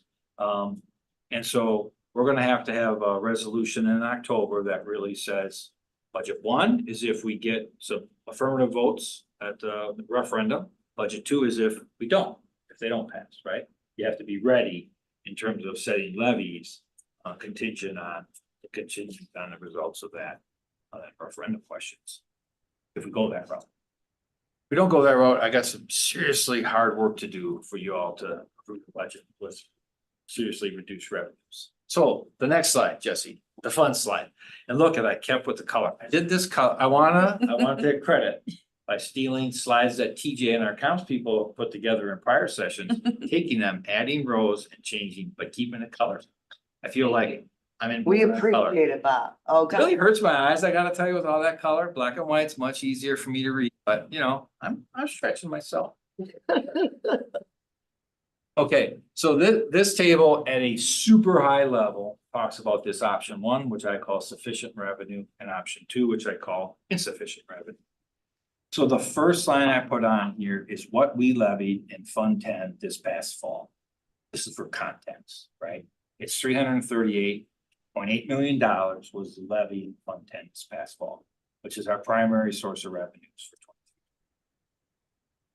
Then the next four lines identify four large areas that I consider under option one. We know is new and we will need new revenues to either continue things you've already started or you agree that we need for 24-25.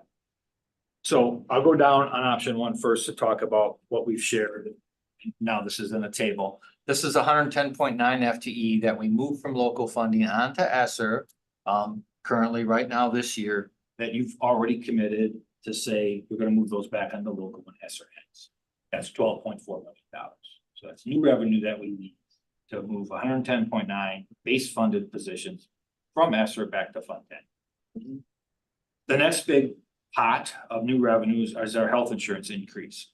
Hopefully in the next week, by the end of this month, we will have estimates back what it's going to cost in terms of an increase to maintain our health benefits. That $15 million is about a 20% increase. I am hoping that is the absolute maximum, right? I think it should be less than 15 million, but I put in 15 million just so we could have a holding place. The next line is the compensation increases in terms of 24-25.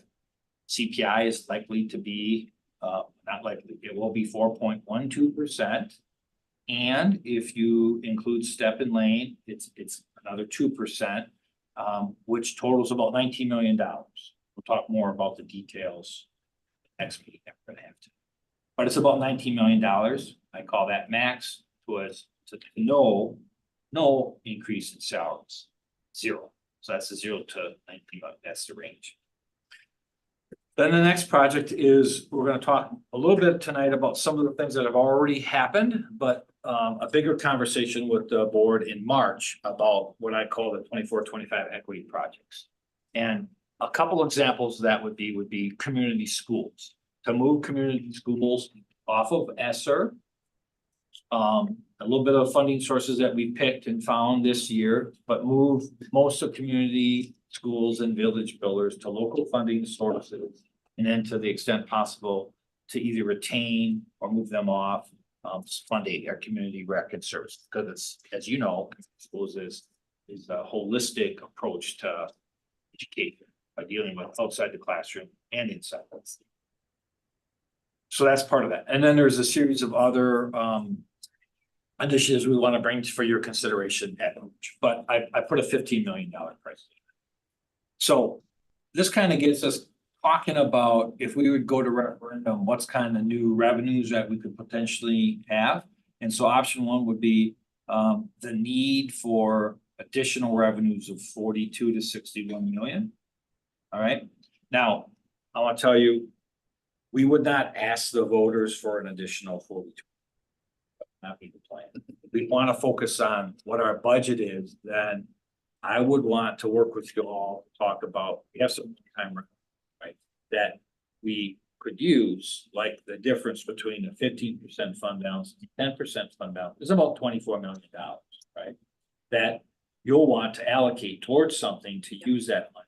I would suggest a great use of that would be to buy down the levy this fall if we go to referendum, to be able to scaffold that out over 4 years, have more sustainable revenues moving forward, as an example. There's a couple other one-time sources. Vacancy rates, right? How much vacancies are we going to generate, which is budgeted expenditures being higher than actual expenditures. There's going to be a difference there. That's going to be money that's going to be in our fund balance, money we have not used, spent. So those are different ways. So this is really new revenue. So this is my best estimate today, projection of what I would think we would need at a max in terms of 1.4 million. Max. Now, option two is the levy that I would be talking about that I'd have you approve as a resolution if we don't get new revenues in the fall through referendum. And those numbers would be fine-tuned as we move forward in terms of health insurance. But the point being, it's still a $27.4 million need for costs that are already baked into our budget. Now, whether it ends up being 15 million for health insurance or 7 or 8 or 10, we'll find that out hopefully in the next few weeks. Point being, if we don't get voters to approve additional revenues in the fall, we got to get through this year and plan B. And plan B to me would be us considering going to referendum. This would have to be spring of 25, right? If we don't get something passed in fall of 24, right? But again, we have hopefully enough one-time revenues to pay for that 27.4 under option 2 right now. And then we'd have to talk about changing the budget for 25, 26, right?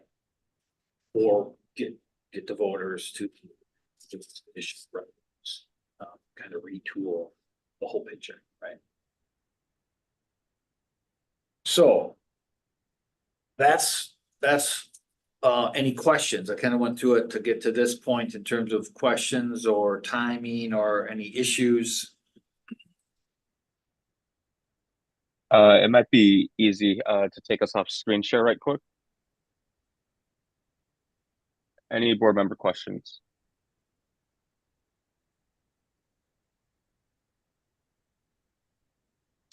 Well, Bob, looks like we're on to the next one. Yay! And so just a little bit more on this, as we'll again, in March, we'll bring back a big chunk of the new projects, the 425 equity projects. We'll have a better sense of health insurance, what's going to cost us. We'll continue to talk more about some of these other areas. And then I have been operating, just to keep you on the same page, in terms of operations, kind of the pattern we did in 2020, right? 4 years, base building, recurring authority to put us at a place where I think we can replenish the revenues that we need to continue our operations as you want to do for 24, 25, and then planning into the future. But we need to make a lot of decisions between here and May is our target to kind of be a little bit firmer on the referendum questions. But that's really how I've been operating, that we're going to be looking for an ask specific dollar amount for the next 4 years on operations, and facilities is a whole nother whole nother conversation that we're not gonna get into. Okay, great. So the next steps then is in March, we're gonna finalize this budget strategy. As I said, we'll bring back the equity projects. We'll confirm our healthcare costs. We'll be in pretty good shape then for April to present to you a preliminary draft budget for 24-25. And then, which is really fine tuning option one. I want us to spend most of our time on the budget that we believe meets the needs of our scholars and families. And then followed by May, any final changes to that budget plan, which will then allow us to talk more specificity on potential referendum ballot questions for the fall 24. We talked about budget discussion already, but I'll just pause one more time.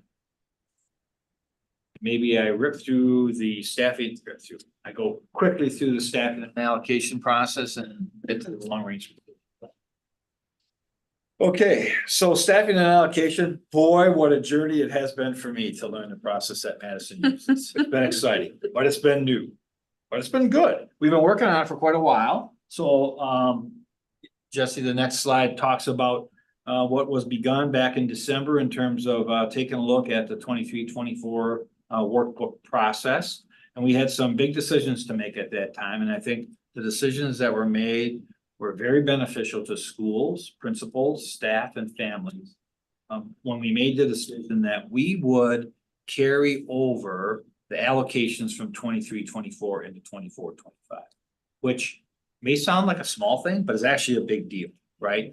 Because what we would do normally, if our process would have held this 23-24, we would have turned back what we call conversions that total 1,000 from July 1 of 2023 through now, and said we're gonna go back to where we started, right? We said to the building principals that were critical players with the other assistant superintendents and the associate superintendents, say, we have a record. This is what you started the year. This is where you are at now. You converted some positions. You had a CC teacher you couldn't fill, was a vacancy, so you use that allocation and funding and created 2 SEA positions that you could. You want to keep those 2 SEA positions, or would you like to go back to a vacant cross-categorical teacher and begin that recruitment over? You can tell us what you want to do. We want to get to the point where we're going to allow you to maintain your staffing at your school. We also made adjustments, which I want to talk a little bit about, based on enrollments this year. We gave additional allocations to schools to get it kind of in our preferred, based on your board policies, class size ratios, down to the preferred areas. And we also, and I'll talk about it in the slide, we actually lowered that some areas in terms of targeting some K1 and some early literacy allocations. But again, done in conjunction with the principals, so the principals were the driving force. And so we use that to retool, and we're working on getting those workbooks ready to be released on February 16th. Then to begin our process of surplusing if folks want to retire, any vacancies that are there, how the schools and principals are going to work with their associates and the assistant superintendents in terms of mapping out and staffing your school staffing plans for 24-25. It's all been very good. Now the next slide, it requires, first of all, let me just tell you, it requires lots of caveats and explanation. So, but I wanted to show it to you because we're continuing to be, this is very helpful, right? This helps us be transparent, explain to families that we're taking 23-24, we're maintaining it. We're going to build out the 24-25 workbooks. We're going to take into consideration some changes. Really, the allocations that were given out after the start of the year, we maintain in the 24-25. Some of those allocations I talked to you about where you had a vacant teacher and you created 2 aides, right? Those are included. But if you go line by line, you can see elementary schools allocations were increased by 9.3%. Middle schools were increased by 10%. High schools by 5.6%, system-wide 8.5%, or 228.7 additional FTE allocations in the workbooks for 24-25. Some of those 228.7 are reflective of us moving base positions that existed and putting them into school level allocation workbooks. And those are in the note. 21 advanced learning teachers that used to be accounted for at central office are now gonna be accounted for at the schools they're working in 23-24. Okay, Yep, so that's 21 of that. got it. Additional base allocations that were given in 23-24 that were maintained and are part of that 227 are 5.4 CC IDEA funded teachers, 57.5 SEAs, and 17.7 4K SEAs, right? Now, a little bit about workbooks, allocations, and FTEs. These are points in time. So this 228.7, and let's just focus on the SEA funded IDEA SEAs, both the 57.5 and the 17.7. In the past, our process would be to what's called surplus, or tell these folks, hey, IDEA funding is approved every year. We're gonna have to tell you, you don't have a job. We're gonna wait 30 days, sometimes less, sometimes a little bit more, to say, oh, we got notified that we have our IDEA funding. We know what our IDEA funding is gonna be, and we know we have some. So instead of doing that process, we told the schools, we're gonna keep these staff, right? You spent time recruiting, retaining. This allows you to keep the folks that you have there, tell them they have a job. They don't have to be looking for a different job. We're gonna have funding for them. It helps on stability. It helps us retaining our staff, right? It gives a lot more confidence that you're gonna have some positions to meet the needs of your families. This Bob is getting his life together over there. This is a big deal. Big. To get schools, excuse me, schools ready and set up. That's one of the big rocks that we talk about all the time, about making sure the schools are set up and we're retaining our teachers, we're retaining our staff moving forward.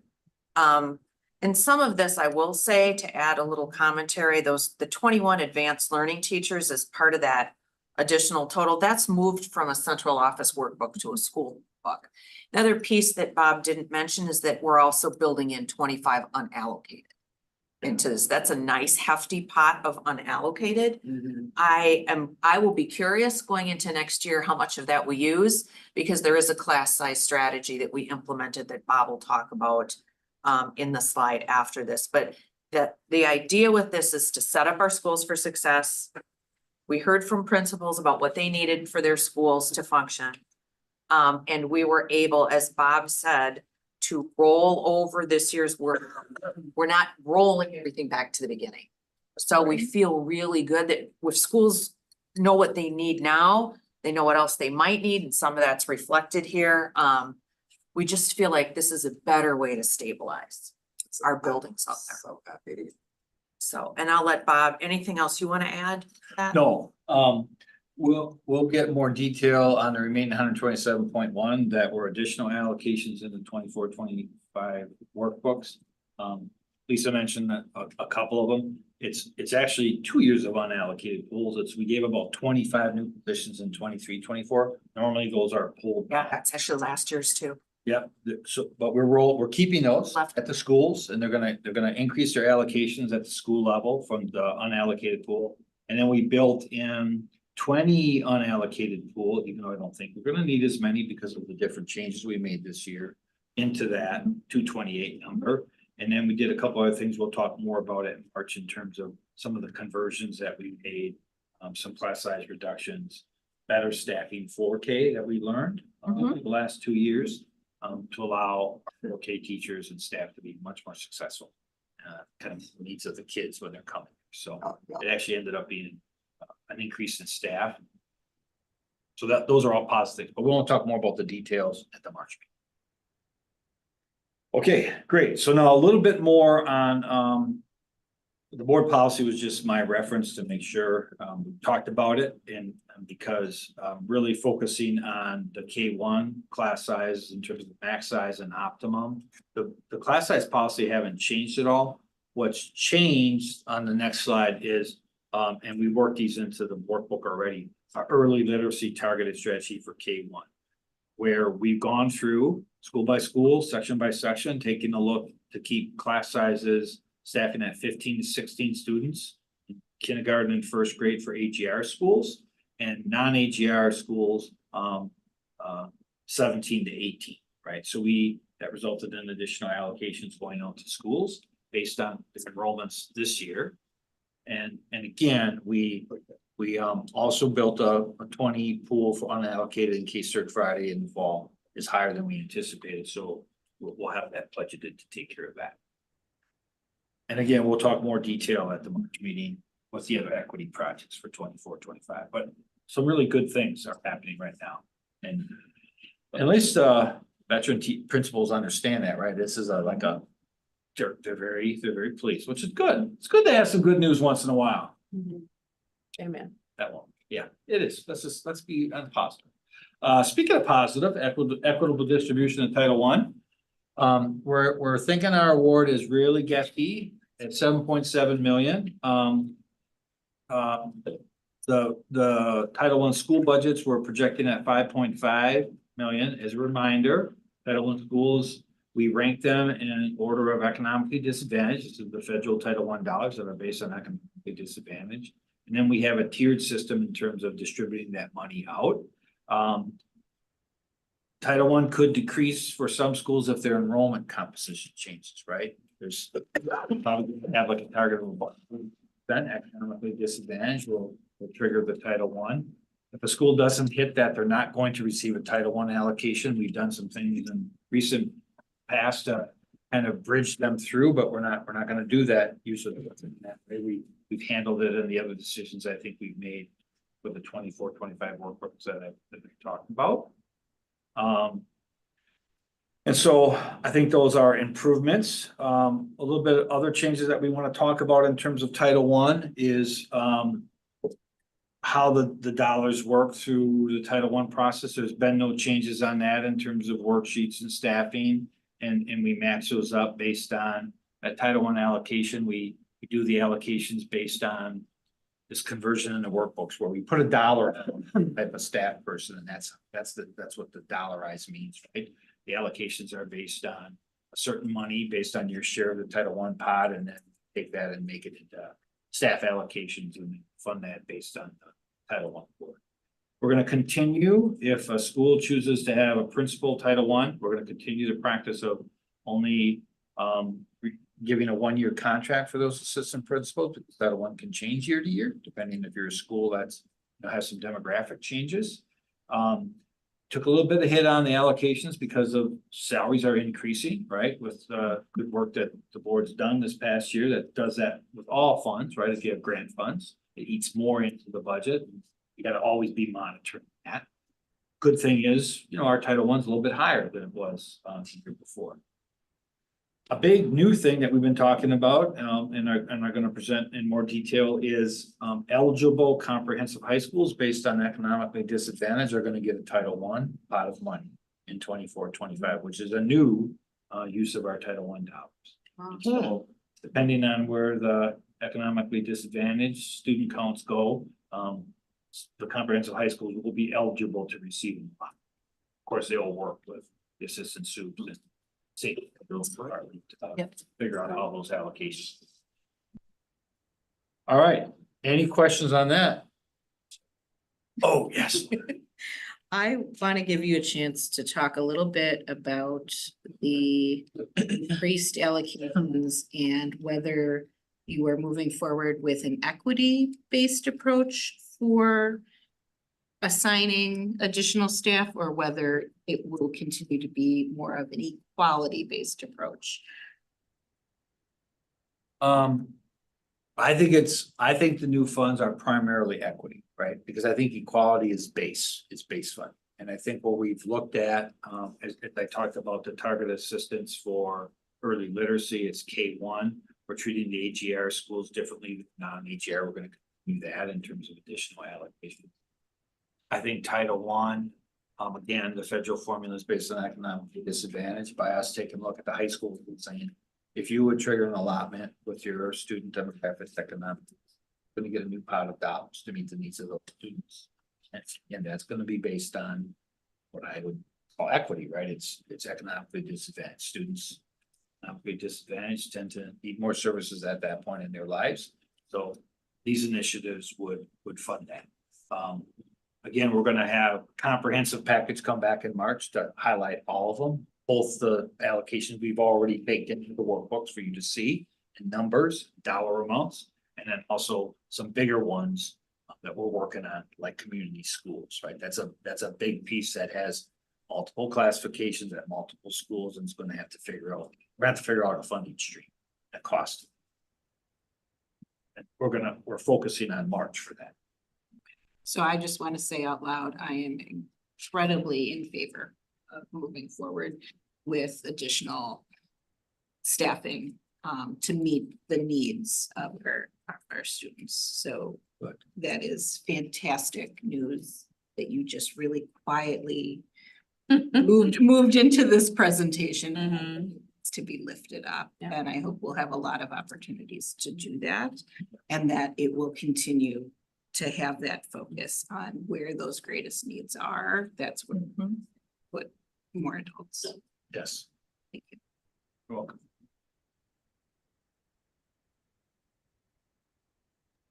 Board Member Nichols. Yeah, I just also want to say, thank you for all your preparation as always on the budget update. So thanks today for showing kind of the sufficient funding column, the insufficient funding column, because that gives us a better picture of like what those total numbers or dollar amounts are looking like. And I didn't have any questions, but just thank you for all of your work on that. And just the update that you gave on just how you all approach the allocation process. In particular, really looking, I mean, at many of the things, but in particular, I was really happy to hear how you all are helping staff see that they can keep kind of their allocation for their IDEA, special ed and EAs like that. That has been a major disruption over the years. And so just to know that like there will be, this is a strategy that can also help us retain staff instead of having to, they go and then 30 days later, people are trying to rehire, and all of that is just phenomenal, and love seeing the those class size numbers down for K and 1 for the early literacy, AGR and non-AGR. So I think that makes so much sense. It feels like our staffing matches the value that we have around our early literacy investments. And so I'm just really happy to see us moving in that direction. So thank you. Board Member Mosner Feltham. Thank you. Thank you for all the presentation. I have one clarifying question and then one other question. The clarifying question is that I think, Bob, when you answered Laura's question, you said that in March, we'll see sort of like, rather than just like, here's the FTE, like what are those jobs? So that comes March. Yes. Okay. And then my other question is I'm thinking about instructional work group stuff where we know the BEP is likely to be significantly changed, but probably not until like May. And I'm wondering about how you're thinking about folks doing allocation and workbook stuff now, knowing that come May, there may be like significant changes to like this big piece of school, right? The behavior education plan is like a big piece of the day-to-day running of school. And like what that, how buildings are gonna be responding to those changes and any needed staffing changes if the workbooks are kind of like done. Yeah, our hope is we'll have the holistic package in March for you to see that's gonna address some of the pieces of positions. It's gonna talk about the social workers that we have. It's gonna talk about the restorative justice, come back with a full mental health package, in terms of, thankfully, I think in mental health, because of give credit, which I very seldom do to the legislature. They did increase our Get Kids Ahead funding for mental health, so we got a substantial increase in this year and next year. So the good news is we have a lot of new dollars for this year and the following year. And then it just drops off back to the old, goes down by 2/3 again. But the point is that that's gonna be a piece that we're gonna bring forward in terms of that. And part of that is an ask for additional school psychologists. So we'll have the full picture, working with Carletcha and Cindy, Lisa and TJ and Cabinet. Then I guess my other piece of that is like, I guess this is actually probably, Bob, not a question for you, but more for Lisa. When you're talking to principals, okay, your workbook's ready. Are you I assume you're previewing for them, like, and just don't forget, there's gonna be BEP changes coming up. Like, okay, so that nod is just what I wanted. Thank you. Well, and you know, as principals look at their workbook, they look at the totality of sort of their staffing, and they think about what are the instructional needs and the social and emotional needs. And there is, you know, when you think about how grownups are sort of assigned in a building based on the needs of students, whether it's 6 through 9 or 9 through 12, a building principal is always thinking about sort of who's the best fit, where people can go, where can I make some conversions that make sense to me? And remember that now they already have right now, like they're rolling up right now what they think they have and what they think they'll need. They're way farther ahead than where they were last year already. And I think with some of these other ads, and I think some of what we'll talk about in March, they'll be able to put together a package. I would also remind the board that there is an amendment process that comes through over the next couple of months. And if board members have a specific proposal that they want to put forward in the budget as well, that they can also do that. But we wanted to get, right, it's most important to get workbooks set up right now so we can retain our people. Like that's actually a really good retention strategy. And then if there are any things that people want to change, that we give them some space to do that, because there are some decisions that don't get made right until April or May. So we try to leave a little bit of room for that. Thanks. Any other questions? Okay, Bob, is that it for the budget or do we have more? That's it. Okay. Hand off. So you and Jen. On to long-range facilities. All right, I'm not gonna be as entertaining as Bob, I'm sure, but I will try to keep through. Really, we got an update here. So if we look at what we're gonna talk about for the long range facility plan, we were just here 2 weeks ago talking to y'all about the long range facility plan. So today I'm just gonna give you a quick update on our timeline as it looks through November. We're gonna talk about the organization of that long range facility plan again and the progress we've made in the last 2 weeks. And then a little bit more about community engagement. And then we want to expand on the conversation that we had in January and get your feedback on some pointed questions. So the timeline. So what you see in front of you is today through November. So again, we're going to adjust this based on this conversation tonight. So no longer are we saying in March, you're going to get that final long range facility plan for you to look at. Sounds like we're moving that to April now, right? So maybe that resolution is then coming in March, so we'll have a little bit of a different lineup, but the end goal is still the same. We still are looking in May for the board to decide if we're gonna go to referendum or not. And if we do go to referendum, then they'll be voting on the language. Last possible date we can vote on that language is August, but it's really nice to be able to do that in May when our families are still here and not in summer mode.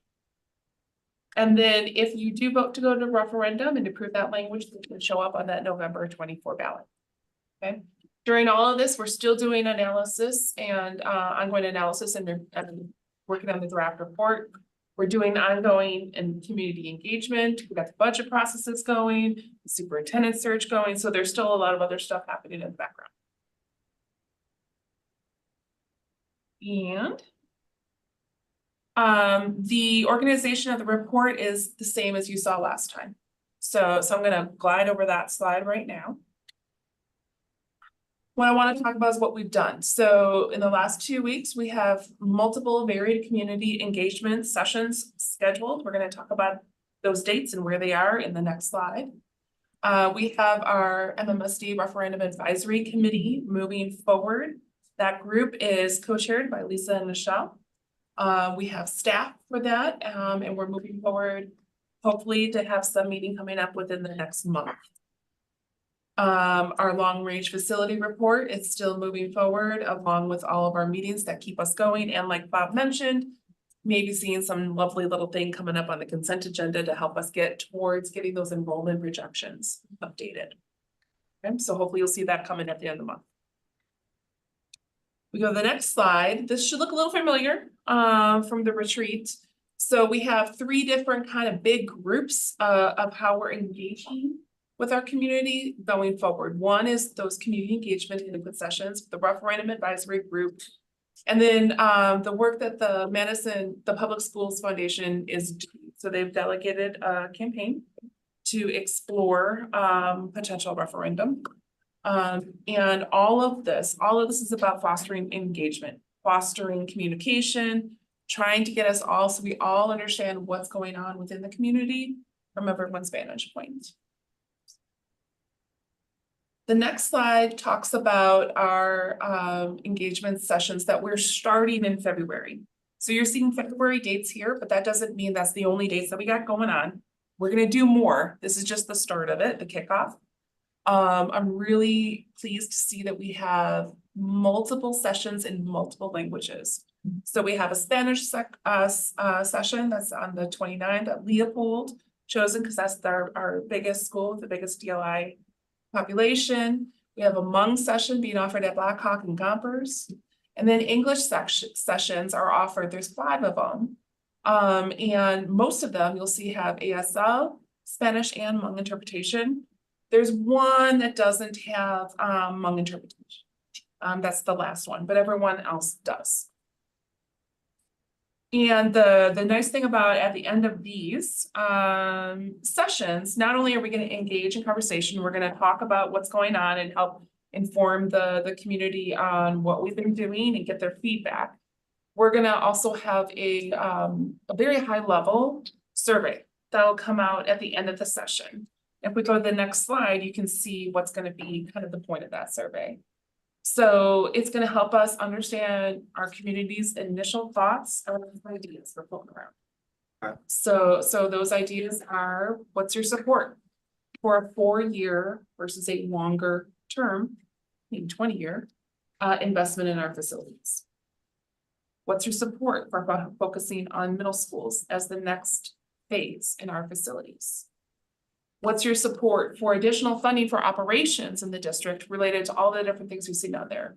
Recruitment and retention of teachers, expanding early learning, multilingual opportunities, expanding middle school program with STEAM. And then also talking about investing in those district strategic equity projects that Bob talked about.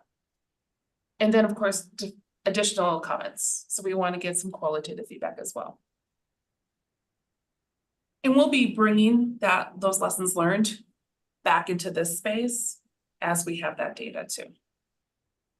On the next 2 slides, I just want to remind us of some of the things that we've already talked about. So we have teaching and learning focus areas that are embedded in our long-range facility plan.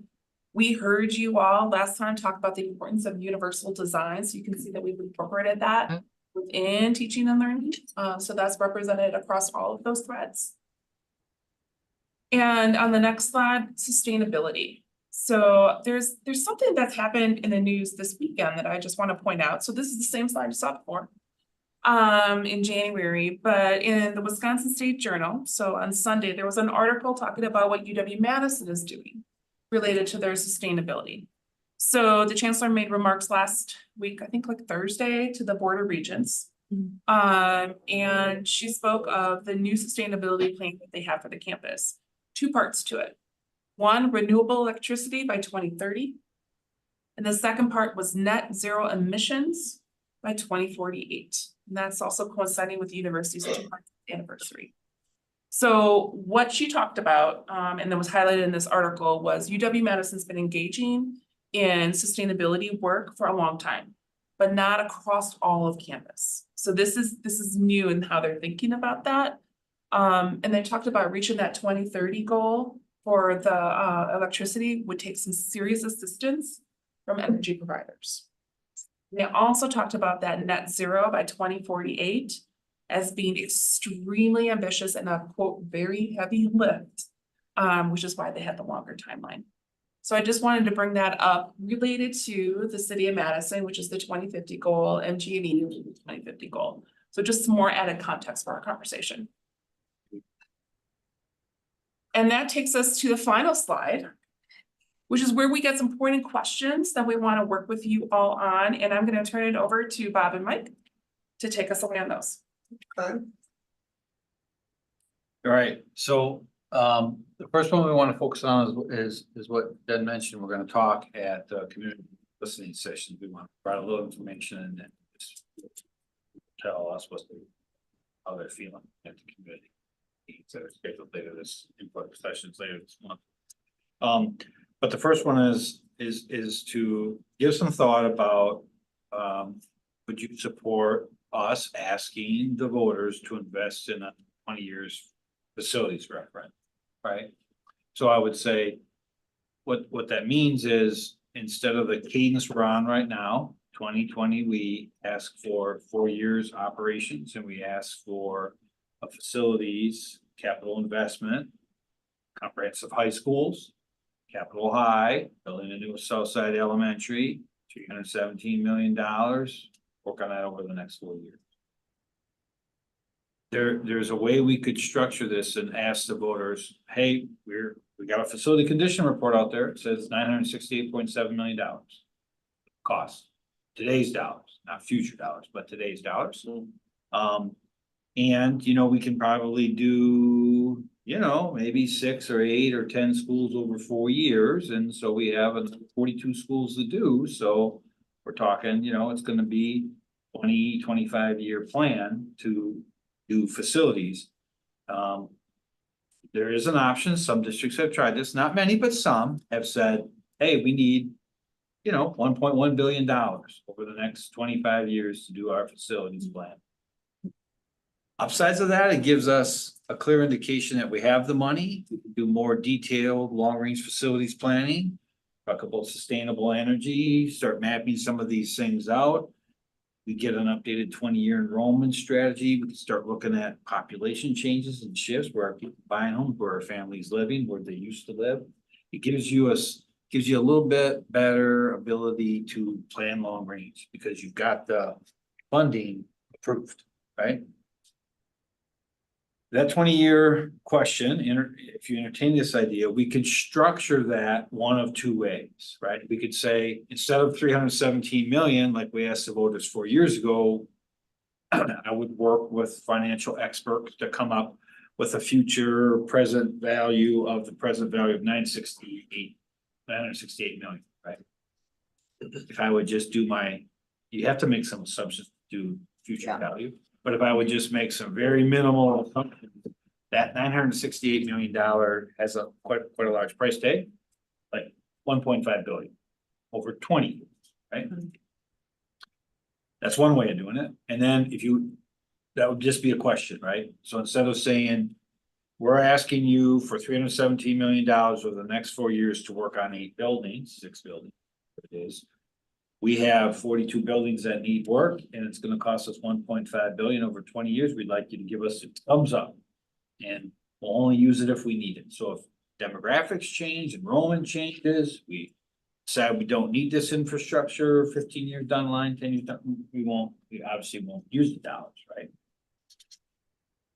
The other way to do that is to identify a specific dollar amount that we would levy for this work.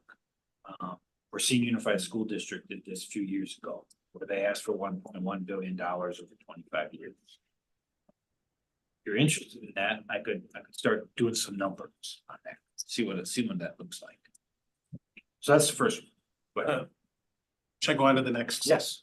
So if we decided to go with just a 4-year cycle, remember last time I shared with you, I kind of in the 2020 referendum, we foreshadowed that we would be coming back in 4 years and that we would likely focus on middle schools next time and some additional projects, just as we did the last time we focused on the comprehensive high schools and capital.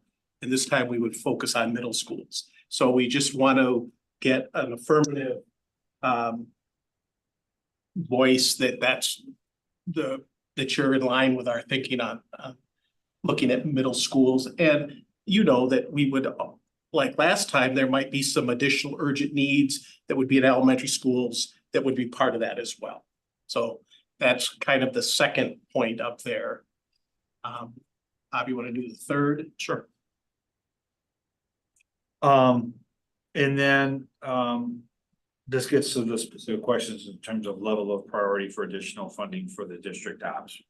I talked about that in an earlier slide with the option 1 and option 2. We'll need to continue to kind of hone, if you don't want to ask for 60 and you only want to ask for 30, what's your priority? Right? We have to make some choices. So we'll want to continue to talk and think about that, in terms of a prioritization of our ops line, right? Because all these questions, ultimately, we would estimate the impact on average home taxpayers, right? And then the final one is, and again, this is bringing it right back home to the long range facilities plan. Do you want to name specific schools? Or do you want to keep it more broad among facilities plan? Right, because clearly Mike mentioned 4 years ago, we foreshadowed, we're doing comprehensive high schools. We'll come back and talk about some of the at needs more middle schools in each one of the attendance areas, but focus more on middle schools. And I would say the only addition to focusing on middle schools is we know we've identified through the facility condition report last fall, some elementary schools that are in dire need of renovation, right? And we know based on our 5-year projections and just looking at attendance areas and building patterns, we're gonna need those buildings for decades forward, right? So,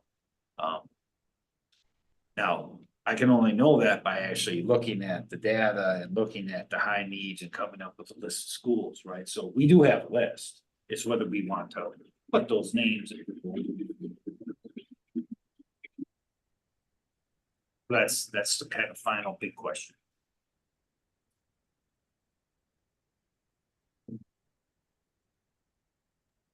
Okay, I think it might be helpful to take us off share screen to, well, let's keep it up.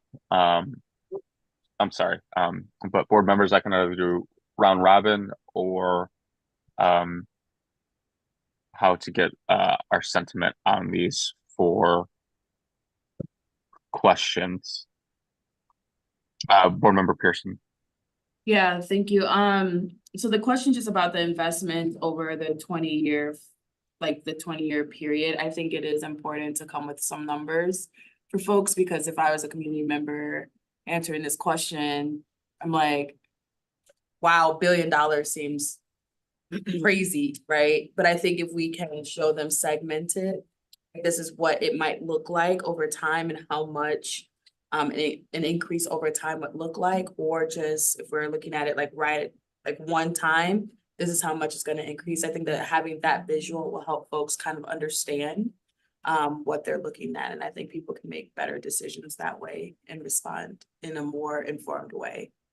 Because people are probably watching our school, like not everyone's watching our school board meetings, right? Where they could get this information. So having something visually for folks to visualize what that looks like. As well as some options within each one. Right. Okay. That's it for right now. Thank you. Board member Nichols, go ahead. Thank you, Chair. So for the first question, do I support MMSD requesting the authority to invest in a 20-year facilities referendum? I think putting that question in front of community folks around their interest, their willingness to support a 4-year ask versus a 20-year investment, and seeing what kind of the larger long range facilities plan. I would love to know the answer to that. But I want to make sure I understand this question. are you saying that that would be the only option you would put in front of the community? Like, would you lead with that and then depending on whether folks are like not feeling it, then we would go back to a 4-year or? Our survey questions would say, are you interested, would you consider a 20-year? And we kind of have a 5-choice scale, you know, great ideas, dumbest idea ever. Okay. Not that we use those exact words. Yeah. I interpret the results. And then we'd also ask the same question for 4-year. Yeah. You like a 4-year plan? Love it. Dumbest thing I ever heard. Okay, so you're just We put both those options in, gauge the. Yeah. And breaking it by facility and operation too on the Yeah. survey too.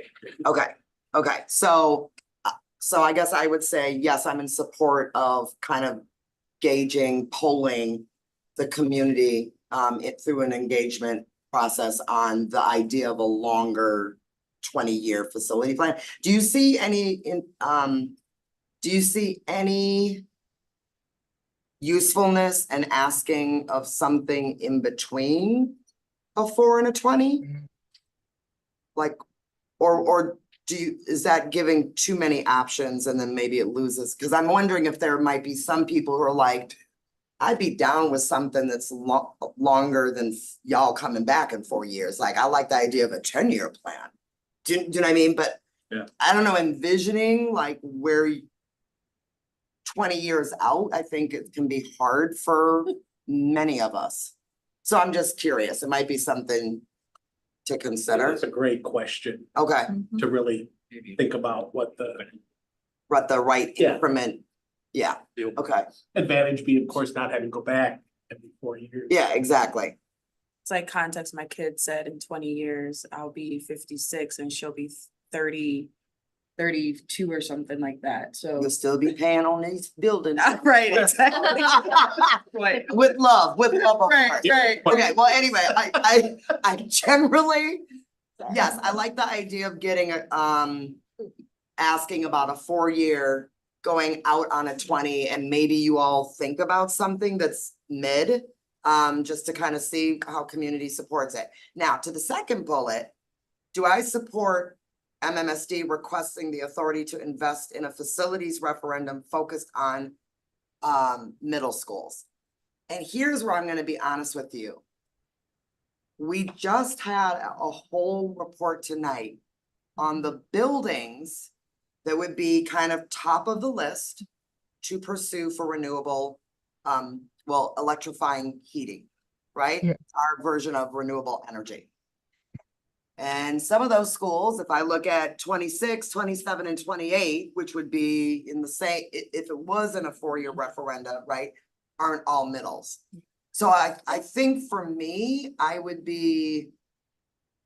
think if we're trying to lead with our commitment to reduce greenhouse gas emissions to become a more energy renewable and efficient district and upgrade our facilities with a long overdue, like however you put that language together, I don't know that we can just say we're focusing on middle school.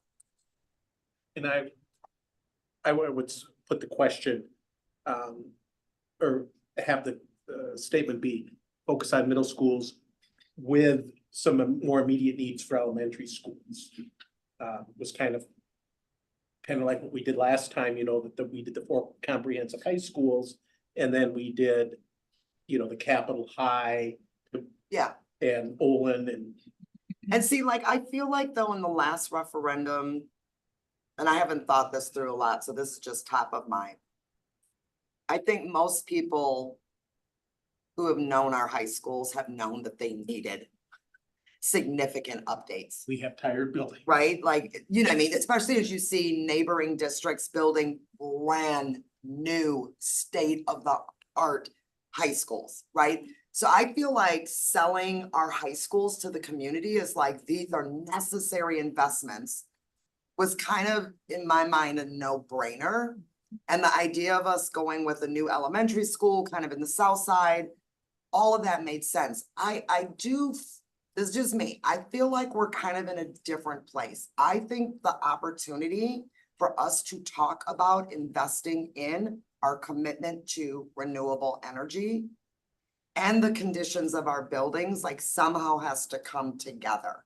Yeah. That's where, and I don't know if that's leading with middle and a few elementary, but it doesn't feel like that's, to me, the right sweet spot in terms of helping the community understand what we're trying to do with our facilities. I feel like we need to bring, I just said it, so I'm being redundant, but somehow the list of schools on this scenario 2 and the list of schools that you all have already identified on the facility conditions report and seeing which of those schools are actually the same, Well, there will right? be- And then, but helping to paint a picture. Yeah.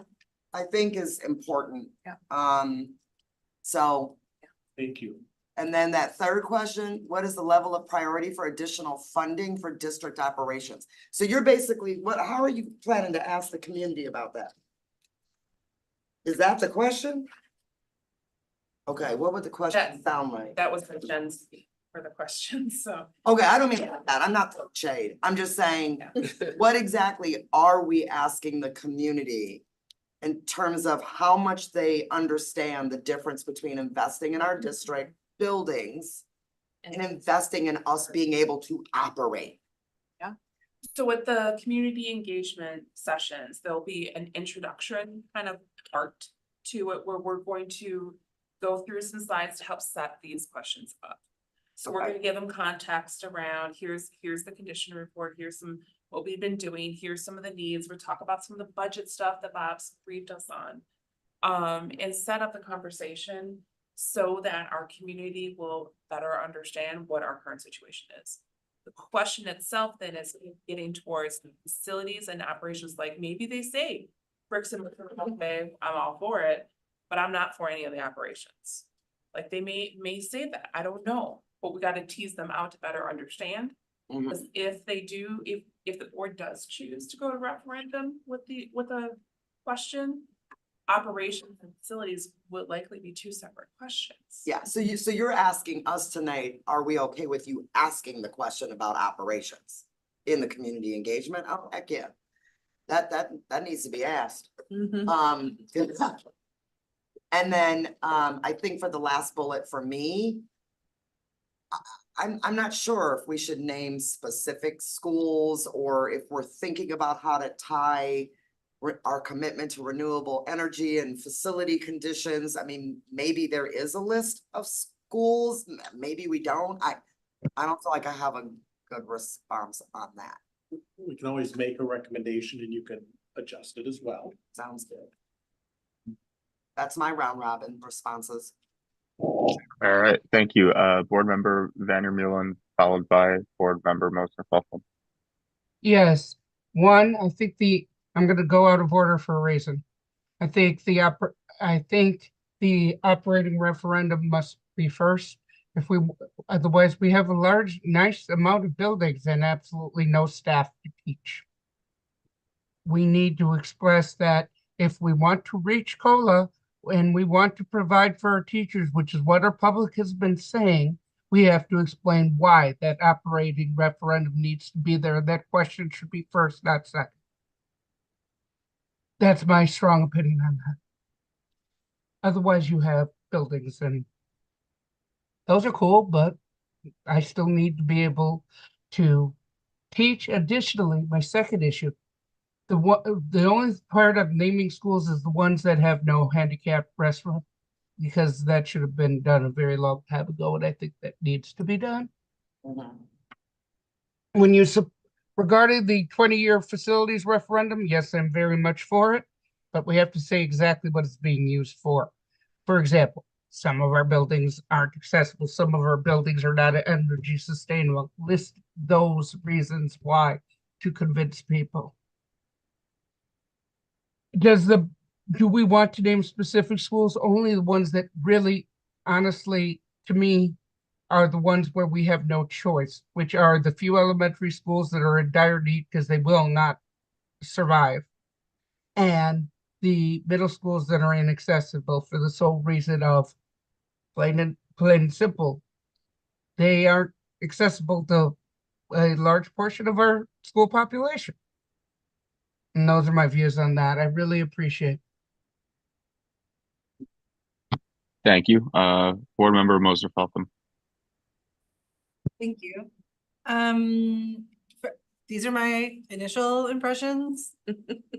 You know, my whole thing, please push back on me in this meeting or send me an email. I kind of like the idea of having names in the long range facility plan.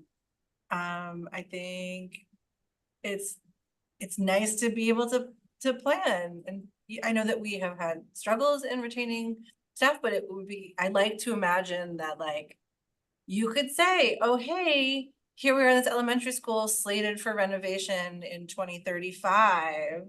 Like that gives us ideas of what it would be like to be a student here over the course of the next 10 years and like how we might build a spiral curriculum around that eventuality. And I think that would be cool. And for me, and I think other people who work in schools, like having an idea of like what's going to happen is helpful instead of being like, I don't know if what's going to happen, who knows?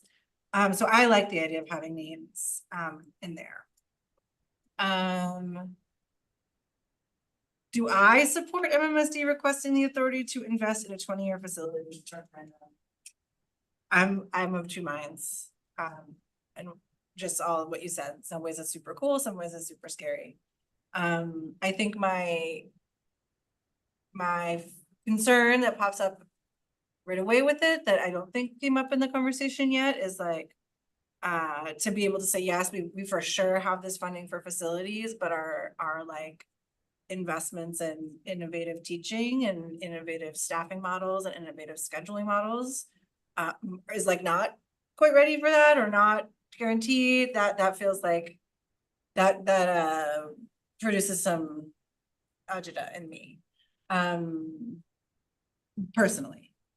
Yeah, me personally. I'm still working to like have the like heart for the facilities part. I know Svetlin's listening. I'm working on it. Even though I understand that we need to do it, even though I understand that it matters, even though I understand that it also matters for like our ability to withstand climate catastrophe, like I'm still growing that part emotionally. Would I support MMC to invest in facilities in the next 4 years of middle schools? I agree with President Nichols that I think a better move is to focus on the sustainability efforts and target schools that need them, regardless if it's on a grade level band.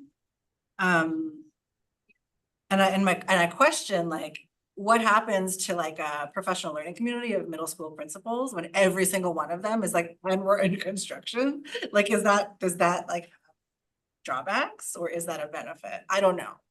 My hunch is that like it might be nice for building leaders and students not all be going through like this super big thing all at once. Then if we're talking about like potentially moving students to buildings like in the course of it, like rather than being like, oh, you're just going to be in this building as we renovate it, which I would like us to be able to move students to, okay, you're at Senate Middle School at offsite facility. The idea of having like all of the middle schoolers in the city in one place is horrific. It's just like so many middle schoolers all at once. Right, or maybe it would be amazing, but I think it would be really hard. And then priority for district operations. I think I've said it before, like it freaks me out that we say, oh, we can sell facilities, our community wants new facilities, we need new facilities, and that the argument for innovating on the teaching and learning side is a harder sell or is less clear. And I think perhaps like less drawn out. And like when I look at the teaching and learning focus areas in the facilities update, like I don't see anything about some of the things that I believe are really, really essential and expensive, like around some staffing stuff and some scheduling stuff. And I know that this is about like how does the facilities plan relate to teaching and learning focus areas. I know that it wouldn't necessarily be there, but I'm like, oh, wait a minute, how do we be innovative about that stuff too? As we're making these exciting moves in our facilities. So that's my initial thinking for your consideration and response if and when you would like to do it. That's it for me. All right, and Board Member Simpkin. Okay, so I'm gonna not repeat a lot, just do some quick agreements with some of the things that I've heard. And I have just a couple of new things to add, but not much. I think for the first question around supporting a question to ask around a 20-year facilities referendum, that's just striking me as being a very honest question. You know, I mean, I think all the people who are paying their property taxes notice that we keep asking for money. And so it's, you know, I think it's absolutely worth asking folks, what are you more likely to vote for? And saying, honestly, in order to, you know, to function in a healthy way, we have to keep coming back every 4 years if that's the way that our community wants to approach this. Otherwise, we can do it all at once and you can know it's going to be the same thing. It just lets us plan better if we do it that way. It's just honest. Yeah. As far as the second question, I am in agreement that I think that we tie the schools. For me, I think it would be directly to the conditions report because we're going to be upgrading the energy efficiency of every school that we go into. And so I would be my preference would be that we focus on those lowest, the Ds first. And not worry about whether it's elementary or middle school. And I think it is fair to name them because then people can better understand why. Why have we chosen these schools? Why are we asking for this much money this time?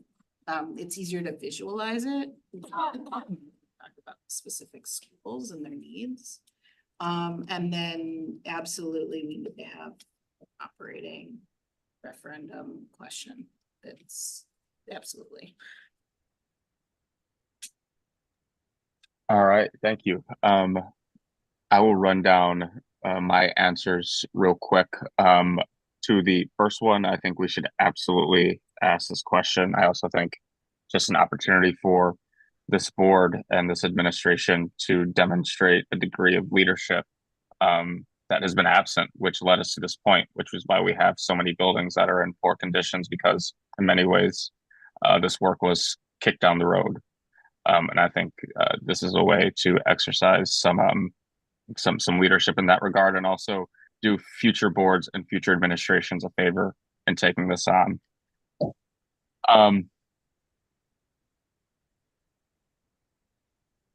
I do think, and I'll combine number 2 and number 4. I think more so than like naming specific, I think naming specific schools could be important, but I think more important is like talking about the process and how high priority schools are identified is really important. And so otherwise I'll prioritize that and then kind of agnostic on the rest. And then, yeah, we should absolutely ask number 3 in terms of recruiting and retaining staff and being bold and aggressive to give our students the schools that they deserve. So thank you. Board Member Pearson. Yeah, I guess I just have a quick question just about the information that we're going to be presenting, I guess, before we ask these questions. Are we including like what we learned from this previous referendum? So like if I'm talking to school principals about like the high school principals about how are the renovations? Like, what things did you learn or what things would you change if this had to happen again or in a different school? And for the most part, they've had responses that I think are pretty important. So I guess just like going back to the taxpayers, like, okay, so we're gonna ask for some more money. Here's what we've actually learned from this. Like, thank you for giving us this money before, and this is what we've learned from that, and this is how we're kind of moving forward with this plan. Like, I don't know if that's part of like the talking points, but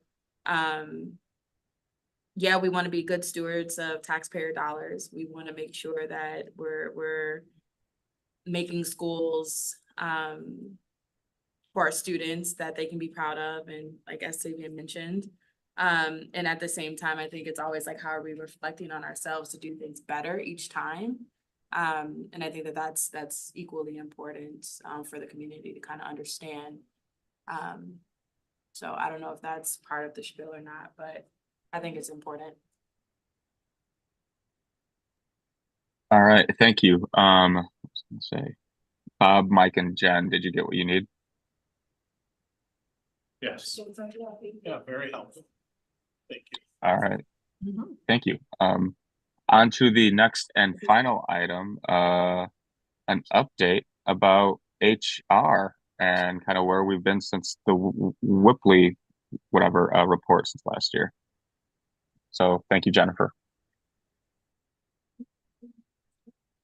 Sure. I just wanted to frame the conversation that we're going to have around HR with just a few facts and just sort of the environment that we're working in. So first of all, I just want to acknowledge and express thankfulness for Jennifer. She has really moved the work of HR in significant directions since she started and came on board. She's been really focused on a couple of things, getting the right people in the right places, and also really focusing on a high level of customer service. She has done a complete department reorganization, and she's going to share a little bit about that. And she'll share a little bit about also the tenure of people in her organization, which is really interesting, and speaks to, again, about recruitment and retention also in our human resources department. And she's done a lot of work that she'll talk to you about around cross-training and training of folks, right? New people in HR need to be trained. We need to feed those people too to do their best work and really wrap around them and create a culture. And I just want to remind folks that she's really only been doing this work for 6 months. Because remember, she did the payroll manager job for 3 months. We didn't have somebody. So thank you so much, Mike. Ernie, nice to see you. So just wanted to sort of establish the time frame around which we're working and moving forward. So what we're going to share with you is really very newly executed work that's happened in the last like 6 to 8 months. And many of those individuals are new to their roles. So we think there's a lot to celebrate. Yes. We think that there's a great deal of work that's been completed. And she's going to talk to you about the shifts that we've made and also the shifts that we're continuing to make. But what you will see also in the presentation is a direct link between the Whipley recommendations and then the department goals. So she's laid those out really clearly. So looking forward to the conversation, and I will turn it over to you. Okay, thank you, Lisa. I wanted to introduce Curtis Wilson, who is here. He is the staffing director, and also Michaela Powers has joined us this evening, and she is our talent acquisition specialist. Awesome. Great, thanks for being here. Yeah, thank you for being here to support HR. So we're here this evening to provide an update to the board around items that were identified in a department review of human resources conducted by Whipley in February of 2023. So you can go to the next slide. There were 6 major themes that were identified as areas needing immediate improvement for the human resources department, which was structure and staffing internally to align the positions to meet the needs of the district, the use of technology to consolidate the number of programs being used, recruiting, hiring, and onboarding, and fully integrating the Cornerstone, which is the applicant tracking system and learning management system that the board invested a lot of money in. and also providing a higher level of customer service and communication, improving the overall experience of our staff, and setting expectations about what each of those items mean. Process improvement, which was like decreasing the number of manual transactions for paperwork, and improvements in onboarding and orientation of district employees. And then training, which is a big thing, and that's like cross-training of employees within human resources and processes to train incoming HR employees using technology to deliver training to all MMSD employees. So next slide. The final report also further identified these 12 recommendations, and the numbers that are across the bottom were like prioritized, and that's how many issues were in each of those items. Okay, next slide. Here is the overview of our presentation. As we began the fiscal year with new leadership, we wanted to establish, can you go to this is just how, like, what I'm gonna go through as we go through tonight's presentation. So now, as we began the fiscal year with new leadership, we wanted to establish department values so that we could level set the expectations of each member of the team. And so we established monthly department meetings, and at each department meeting, we include these values, which are HR is going to be customer service oriented, we're going to be compliance focused, and we are also going to focus on continuous improvement of multiple processes so that everyone on the team is in that. Next, okay. It was recommended that the structure of the department be aligned and organized to better serve the needs of the district.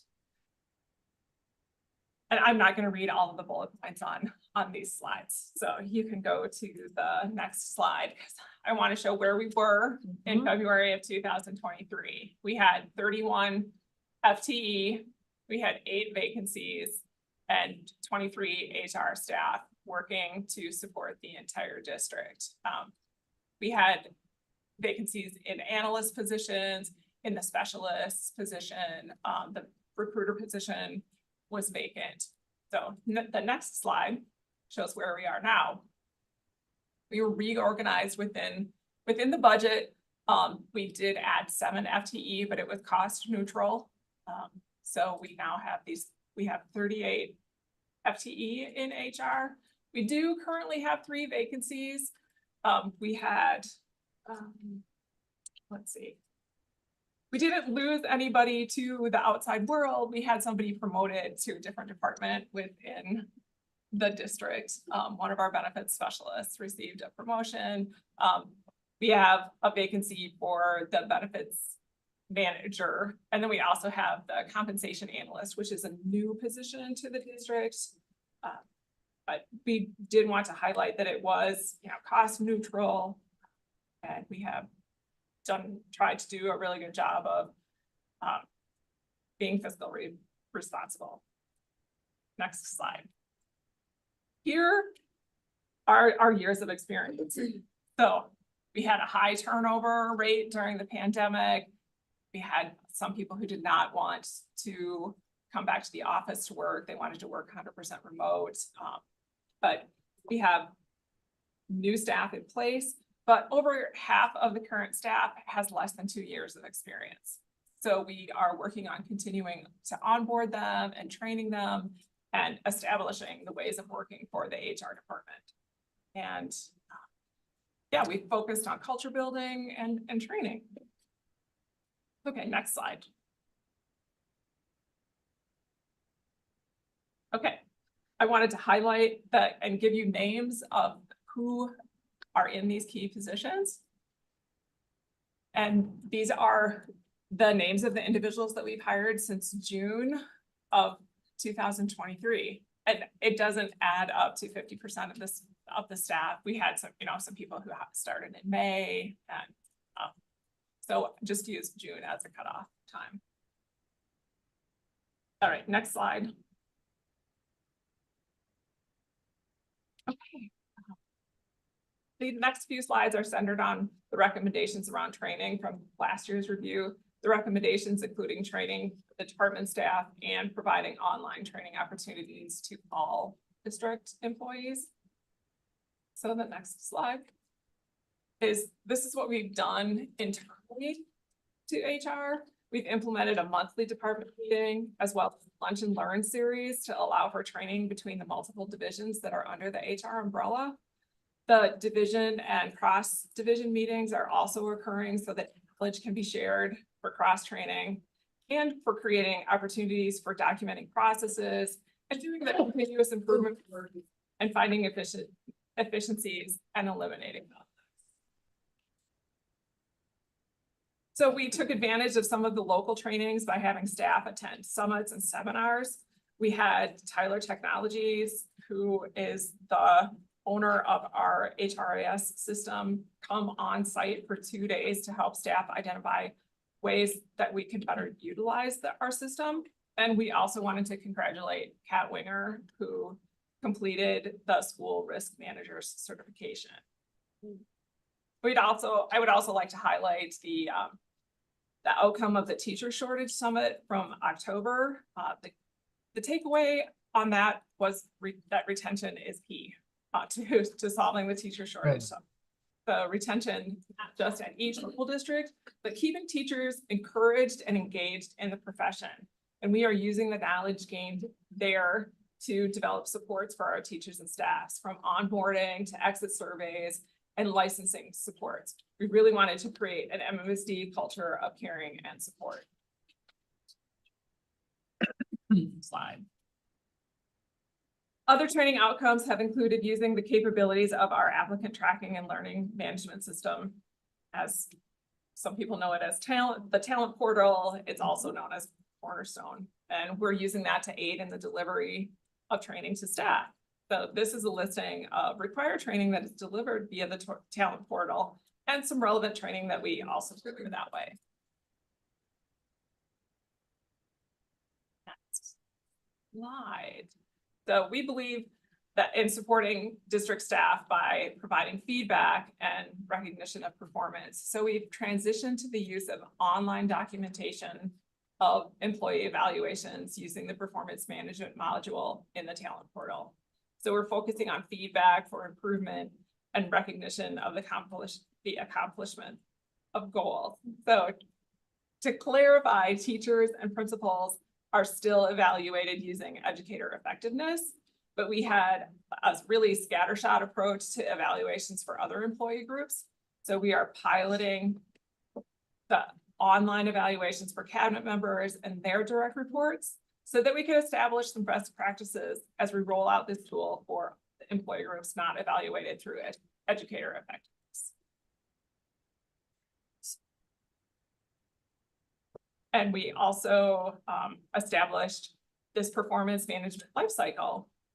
And we're using it to communicate to our employees doing their evaluations so that they know what the expectations are for the timeline and process. The life cycle provides an ongoing cadence of performance feedback to our administrators and professional staff. Again, those who are not in that effectiveness evaluation process.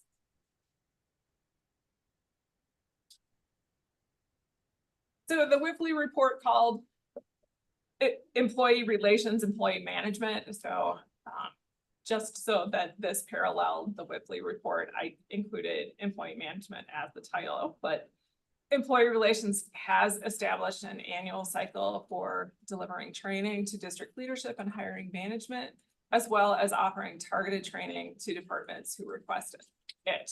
And this strategy is to be proactive rather than to be reactive.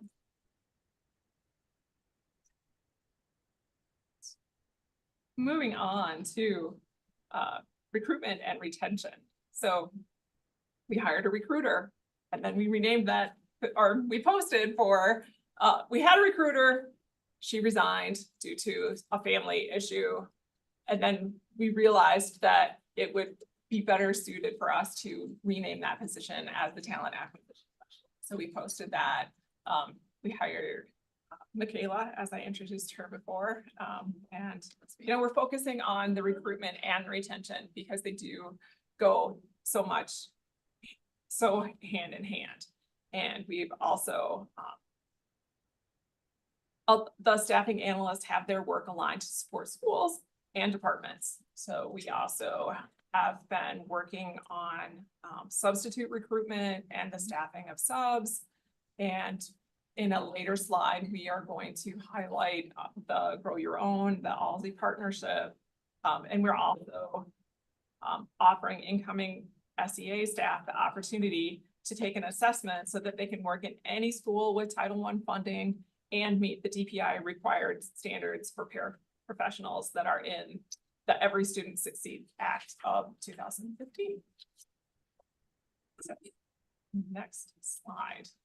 So we wanted to bring attention to training and retention on a systems level. So MMSD and the UW School of Education have partnered in the ALSI Grow Your Own program. It is a cohort-based program to recruit and retain high-quality teachers in high-need, hard-to-fill special education vacancies. We have also we are also doing work to recruit and grow more bilingual and ESL staff through a Department of Workforce Development grant and a partnership with Edgewood College. And there is also the new Ed Academy that we are starting in the fall with Madison College. So here is our focus on substitutes. We've shortened the application process for retirees who wanted to come back to sub for the district because we really value our retirees. We appreciate what they did when they were here and so appreciate that they're willing to continue to come back to the classroom and teach our scholars. We provided additional support for them as part of the onboarding process. We've hired additional substitutes and we've also gone back to calling people on the phone and asking, you know, to try to secure coverage for the high need schools. So really trying to put that personal touch on the substitute process. And since I wanted to include a slide for our fill rate for this school year. So you can see we're still not where we want to be, but we are definitely working on moving that percentage higher.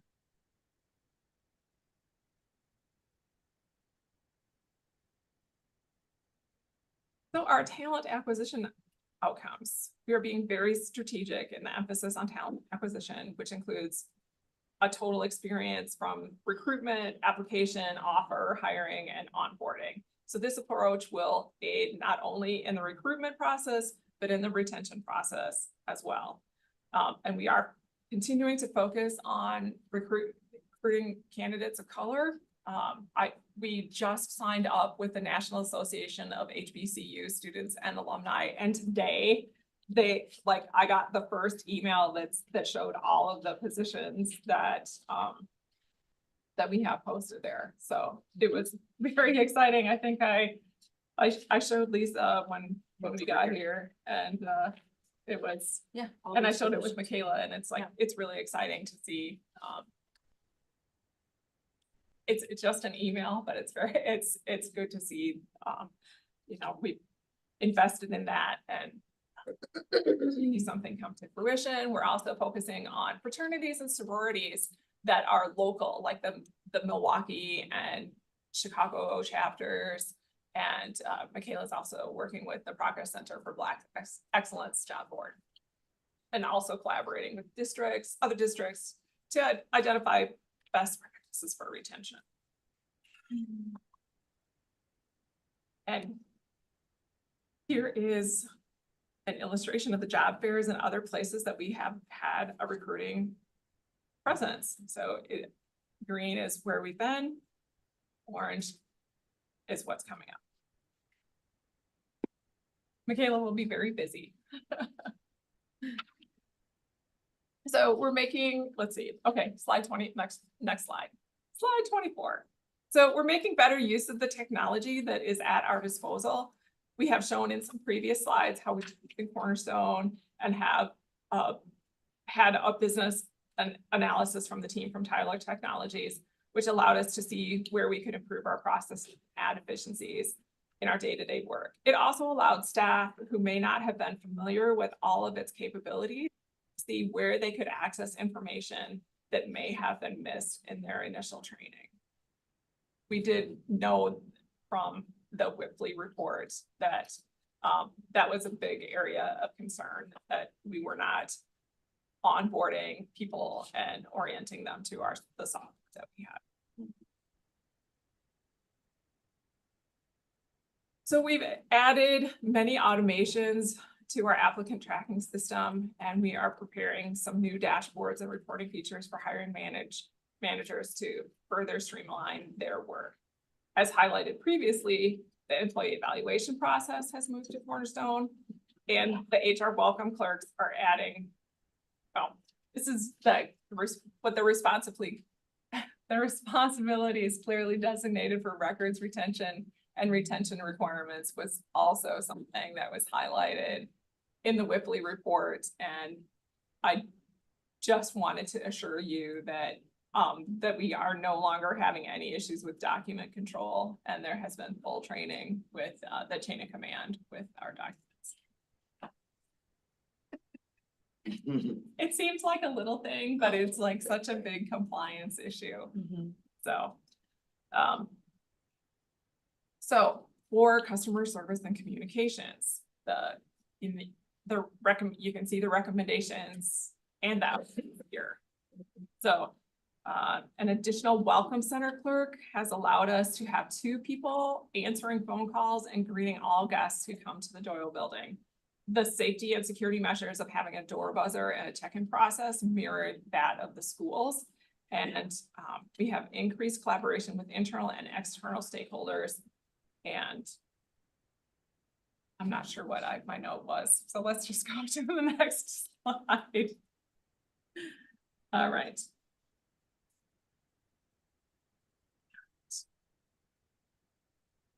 This is just a continued this shows our office hours are extended, the welcome center being staffed by 2 employees. The collaboration with key stakeholders and educational partners. We wanted to highlight the work that we're doing on a weekly basis or a bi-weekly basis or even a monthly basis. So we're collaborating with MTI.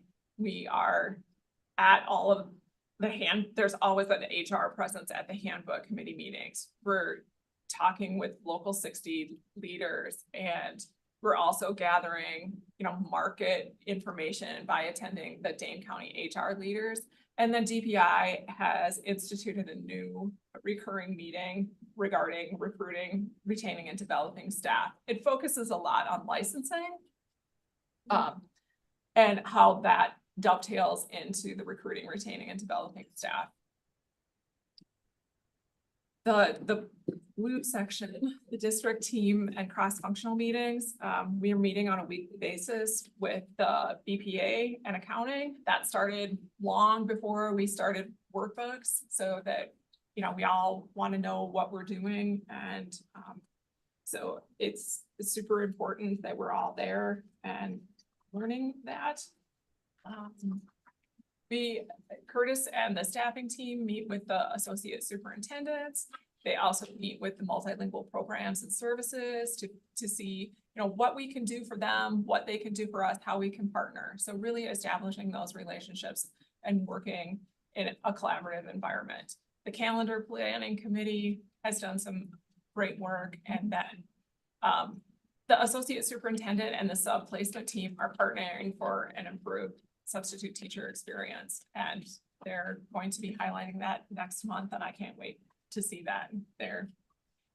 We've had at the handbook committee meeting, we heard from MTI representatives who said that there are subs who go to schools and they don't know where to park, and it's impacting their teacher experience. So just small improvements like that are making a big impact.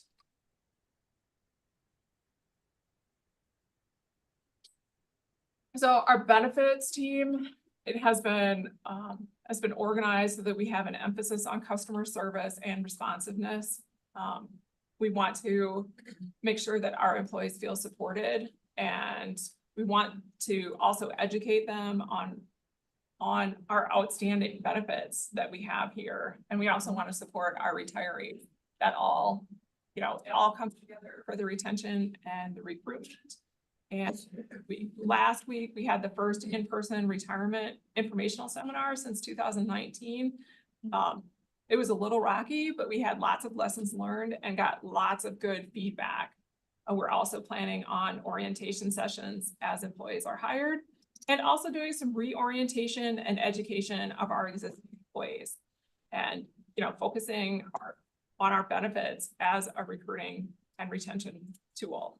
And I brought this in because we rolled out a rehired annuitant courtesy email. So when people who retire come back to the school district, they have to stay under 80 hours. So we now have, once a month, get an email that tells them how many hours they have. Oh, that's great. Yes. And it started today, and this woman said that he was very disappointed last year that he had to retire because he had gone over his allotment, but he is very happy that you now have this in place.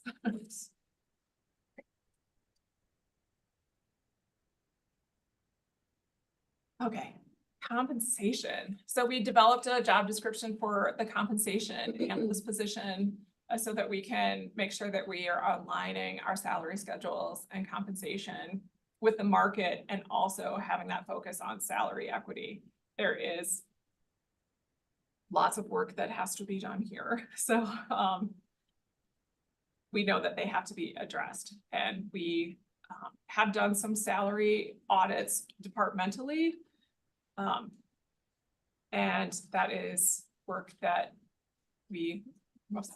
we're still working on it. We acknowledge that it is a growth area for us. So I wanted to just spend the last few slides letting you know that we do have department goals, and we want to continue to develop the employee evaluation and performance management tool in Cornerstone, and expand the number of participants. We're in the early stages of developing a comprehensive orientation for new employees that includes all components of HR, as well as time for new employees to acclimate to their roles as MMSD employees. We've heard a lot of that feedback around onboarding, and not just the fill out your paperwork part of the onboarding, but your first couple weeks here, your first 30 days, your first 60 days, and how HR can support other departments around that. We're going to continue to collaborate with professional development to use past practices to develop aspiring and new leaders. Again, talking about the orientation, and then, there's some work we have to do on our career pages to enhance our user experience and improve our brand perception. So, and then develop and implement a complete recruitment plan that we can share with the board for the 2024-25 school year. Next. We want to conduct a compensation market analysis that includes a salary equity component. I know we did a market analysis last year, and it was not as robust as we would have liked it to be. There's work to be done around the professional and administrator salary schedule. Again, implementing the new employee orientation, do on-site benefits sessions. We heard that in one of the handbook or the calendar committee meetings, that people really want to have a HR roadshow and see how their benefits work as their total compensation. And we think that that fits into the retention plan very well.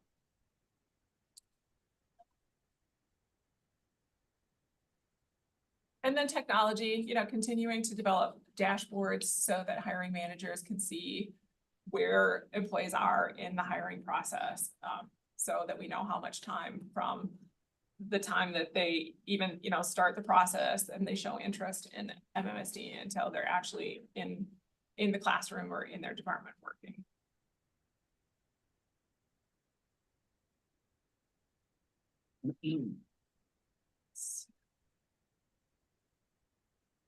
How does this feel? I'm sorry. Why does this feel like a repeat? But salary and benefits as levers for retention.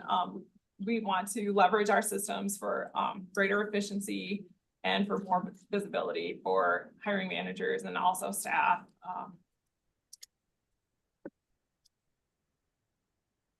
Can you go to the next slide?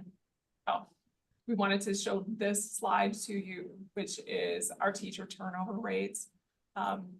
We did include 2023-24, knowing that this is just a partial year.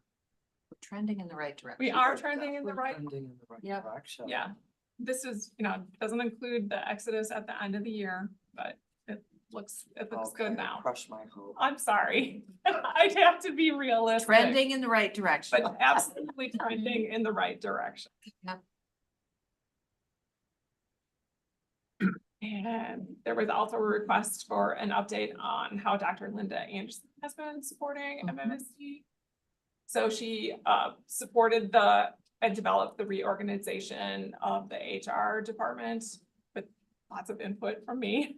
And she facilitated and participated in the hiring of a lot of the HR vacancies when at the end of last fiscal year, before I was fully acclimated to this role. She facilitated the cross-functional action team for the health insurance planning, implemented several of the salary audit review processes. She provides ongoing support of HR leadership through weekly director meetings and weekly one-on-one meetings. And in addition to HR support, she has conducted leadership retreats with the associate superintendents, done school instructional walks, provided ongoing leadership development with the associate and assistant superintendents, and lots of guidance around planning and collaboration. Right. Questions?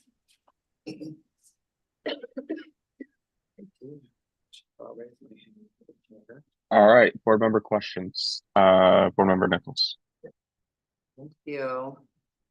Well, first, let me just start by saying thank you for such a thorough update and speaking directly to some of the recommendations that were in the HR review. It's really nice to hear, especially given that you haven't been in the role that long. You've been like doing a lot of work. And I will just say, when you have 18 of 35 staff in your department who are with 1 year under, at least in our district, right? I don't know what all of their backgrounds are like. That's a lot of work to like nurture, onboard, support folks as they're kind of learning. And so, you don't look tired, but I imagine you must be. So I just want to give you some accolades on that. Thank you, Michelle. I do have a few questions. So one question that I have is, in December, Whipfly came and presented the board with our financial audit report. And one of the matters in our financial audit was that there were a number of employees who did not have a valid license in order for us to be able to kind of claim the special education aid from the state of Wisconsin. And so I'm assuming there's a portion of that that may sit in HR and maybe some of it sits elsewhere. I'm not exactly sure how it works. But can you just talk a little bit about what measures or processes you all have put in place to rectify that issue so that we're not in a position of losing dollars that we should be able to get from the state? Yeah, having all of that large amount of turnover set us up for failure. So, we didn't have a dedicated employment specialist for that team, but we do have that dedicated employment specialist. We're meeting with the budget team. And Curtis, did you want to add anything about? No, I'll just say that we have really focused a lot of attention on that. That was one of the first things when I walked in the door, the issue of the licensing. Okay, And so we went full blitz on ensuring that we're calling people who license has expired. We're communicating with them in different modalities. We're emailing. We are like talking to their principal. We're sending letters to their home. So we are like aggressively trying to narrow that number. And as Jennifer mentioned, we do have like a cadence of meetings with the budget department where we're doing like periodic check-ins in terms of where we are with the numbers, who we still need to reach out to and so forth. okay, great. Thank you. Thank you for that. That makes me happy. Then the other question I have is, I notice on your new reorganizational chart, you have 6 HR analysts plus a lead. And so that would be 7 folks total who are assigned to a set of schools and departments, like within central office for all of the kind of hiring. And I was just curious, do you feel like, I don't know, that's an adequate level of support to really keep the hiring going? Or I know that may feel like a trick question, but it's really not a trick question. I'm just curious about how 6 plus 1 supports the entire hiring cycle, and the principles that you've given Cornerstone access to in this kind of pilot. Are you testing whether that allows them to be like in the hiring process sooner, or are they unrelated? They're unrelated. Okay, I would say that it's still a heavy lift with that many analysts for the size of the district that we are. okay. I don't know if, like, that's Curtis's team and. Oh, that's your team, Curtis? Yeah. Okay. I mean, I do think that for a district of our size, and I've done some just sort of like anecdotal, like talking to some districts. I'm from Texas, so I've like looked at that district like our size and things like that. And I think it deserves some attention. Curtis. Yeah. Fabian, can you hear Curtis from where he's sitting? Yeah, I can. Okay, Yeah. perfect. Yeah, so I would just say that I think that it deserves some attention Okay, in terms of ensuring that we are providing the quality and the expediency that the district expects. And I think we should, because we're trying to hire highly talented people for our scholars. yeah, So I think we need to look at capacity and ensuring that we are we're staffed at a level to meet the needs and the goals of the district. okay. Because one of the things I've noticed over the years, is that generally when we're in the budget development process, we get all of the equity projects, we get kind of the staffing, workbook costs, all the other expenses. And not very often do we get requests that would improve our human resources, especially with the focus on customer service and compliance and the kind of the values you're holding. So I understand we're facing a challenging and tough budget scenario. I'm looking at Bob now. But yeah, I do think I would hope that you all would continue to explore whether the analyst structure that we have can really adequately get us to where we're trying to go. Okay, then I have my last 2 questions. One is the person supporting retirees, is that the benefits position? It is a benefits position. Okay, One person is dedicated to retirees, and we offer a lot of benefits to our retirees, but that team is cross-trained. So if okay, that person is gone or is out for an extended period of time, somebody else on the team is going to be able to step up and support them.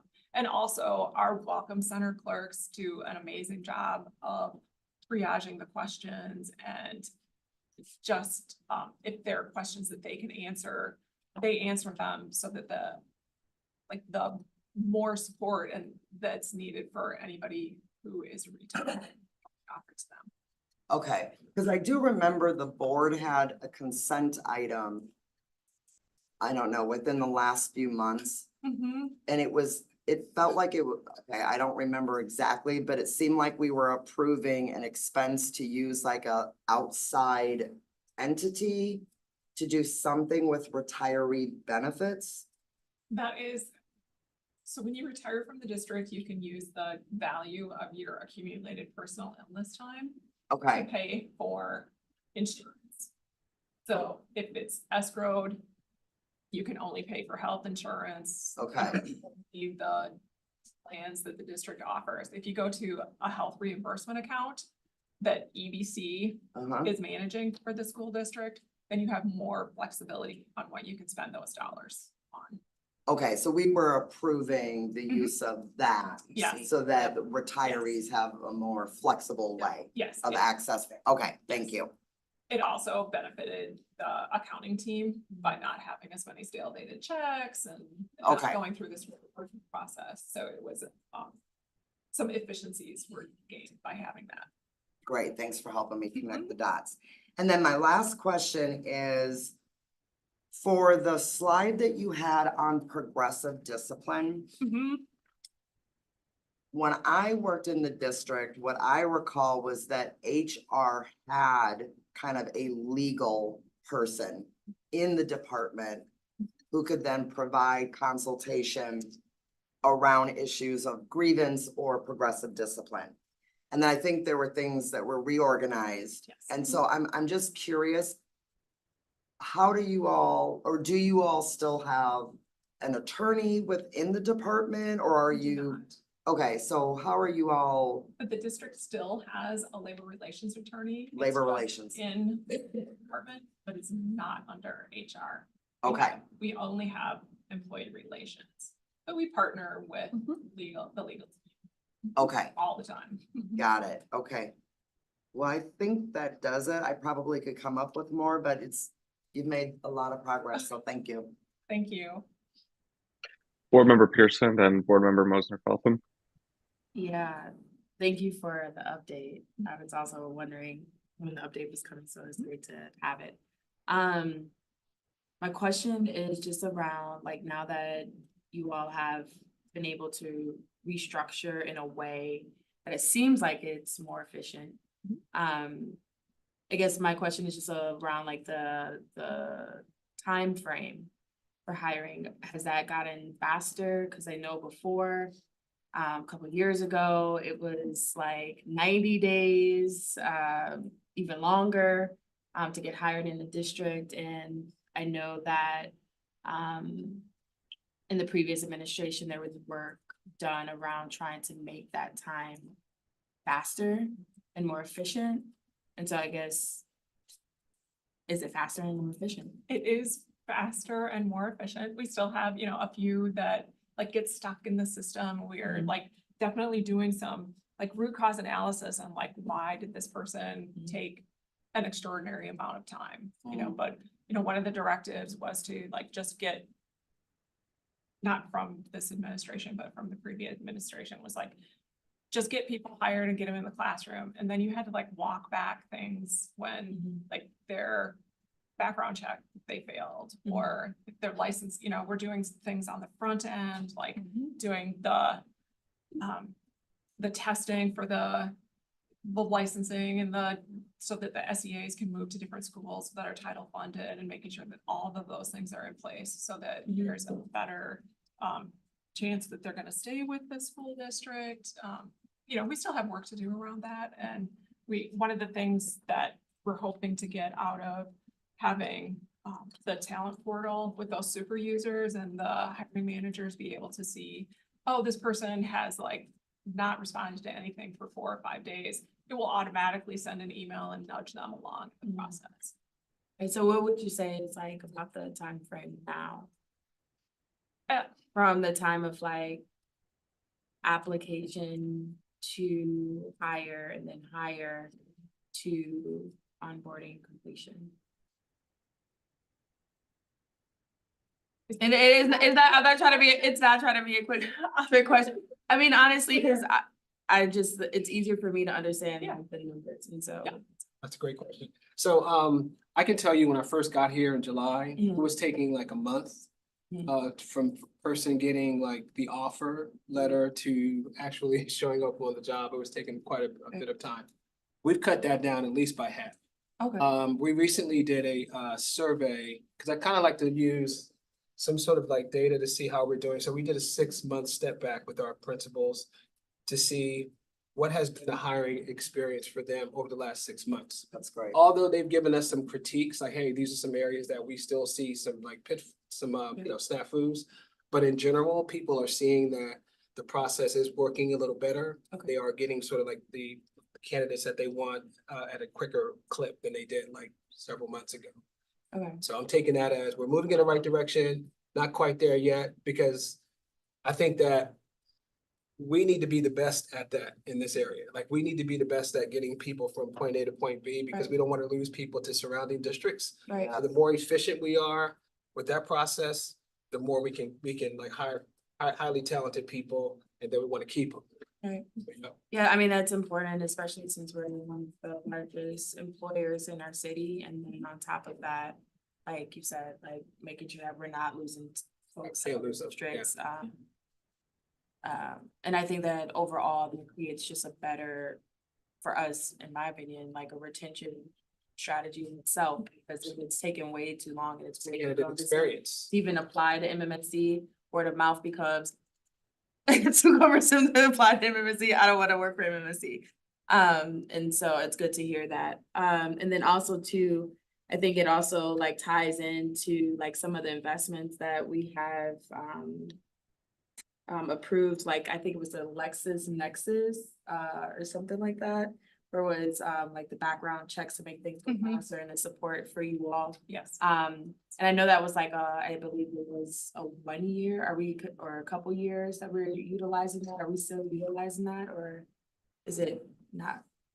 Yes, we are Yeah. still. Okay. using it. Okay. It's field print, and rather than doing a lot of the I-9 info collection of data in-house, you can make an appointment like at a UPS store and get all of that done, because you just have to provide fingerprints. Yeah. And so, yes. Yeah, because that's what I understand was one of the biggest roadblocks of being come in and actually do the physical things here in the district. So it's good that we're still. Yeah, okay, and I just am along with Michelle, the question of is this adequate enough, and what investments or things that you need from us as we are trying to do all these things incrementally, but at the same time, everything is being tied together, making sure that we get highly talented staff in front of our scholars, and then also having beautiful buildings that they can feel proud of. And so it's just a holistic view. So thank you. Thank you. Board Member Moser Feltham. Thank you. Thank you. Thank you. I have 3 questions. The first one is about like, what do we know about retention? Like, I've heard it mentioned a whole bunch of times that this is key, that we're focused on it, and I wonder like how what creates retention, and where that is coming from, and if that is like professional learning in on it, and is TLE or teaching and learning in on it. I'm sort of just curious about like what constitutes when we say, oh, we're really concerned about retention, like what the scope of that is, and there's nothing that you need to answer right now. It's just me I'm curious about. My second question, I'm curious about the subfill rate, which is, yeah, like the graphs that you put, like, doesn't even show how much better it got, because like, it was like under 60 last year, and now it's all, it's like reaching towards 80. And so that's super exciting, because I know that the strain in buildings, people who need their prep time, is if there's something, but I'm wondering, are you tracking building by building subfill rates? And I wonder that partially because like if there are places where folks are just being like consistently recruited to sub, what's the status of that? And relatedly is my third question, which is about like to what extent are office employees being deployed to schools to sub these days? So I'm gonna start with your last question first. Okay. Because, the central office is still supporting some schools, not as supported, like, that's not. I was gonna say not as supportive as they were during COVID times, but they are still, it hasn't been to the extent that it was during COVID times, you know. Although we still are having central office go out to support different areas. We would like to have central office staff just be able to focus on their jobs, so trying to get there. The sub-bill rate at different schools, yes, we are tracking that. We have taken a very targeted approach to certain schools this year because we have that data. And out of Curtis, do you want to add anything to that? No, that we are, to your point about like tracking certain schools, we are beginning to now like try to learn like what schools at what period of the week or what the situation. We're trying to get really granular about the sub needs. And we are essentially like calling subs that are on our list to meet the needs of some of our most needy schools. So we're trying to like ensure that we're taking care of those schools. We're trying to be data driven about what schools we see the most sub requests come. Can I say something quickly about the to your first question around like knowing the situation in terms of like the retention piece. So I'm gonna put Michaela on the spot because Michaela has done a tremendous job.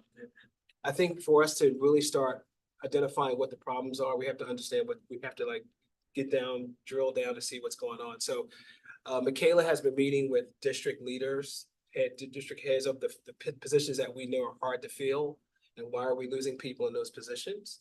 And so we are meeting with leaders. We're going to have focus groups coming up pretty quickly where we're going to meet with those teachers who are still in the district. And, you know, we want to know like what's keeping you in the district, you know, trying to get an understanding of like what's the value, why are people staying and why are people possibly leaving. The exit surveys will give us a lot of, we revamped our exit survey questions and the way we're going to approach exit surveying to get really robust information to help us understand how can we like capitalize on the needs of people who are leaving so we can make sure that we're addressing those things. Well, thank you. Does that answer? All right. I think. All right. Oh, sorry. Thank you, Curtis. I think Curtis highlighted it, everything that we're doing in the retention space. And it really is like amplifying the voices of the people that are here, or maybe giving the opportunity for people deciding to leave, like why are they leaving, and making that a very data-driven information that we can get alongside understanding not only the voices, but the data behind our historical turnover rate and things like that. And I would say even breaking it down based on the type of teacher they are, basing it on ethnicity, gender, etc., to really understand are there target groups that are leaving at a faster rate, and then really identifying what are those reasons specifically behind those groups of people leaving as well. So I think just with time, using that data and then the feedback from our staff will give us a very clear picture of where the focus needs to be. But as Curtis mentioned, we're already trying to collaborate with stakeholders within the organization to also identify those and also start to make progress on those things. So thank you for your question. Great question.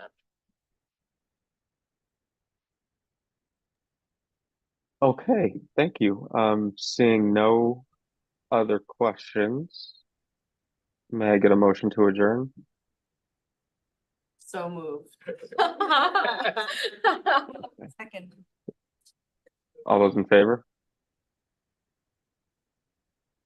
We are adjourned. Have a good night.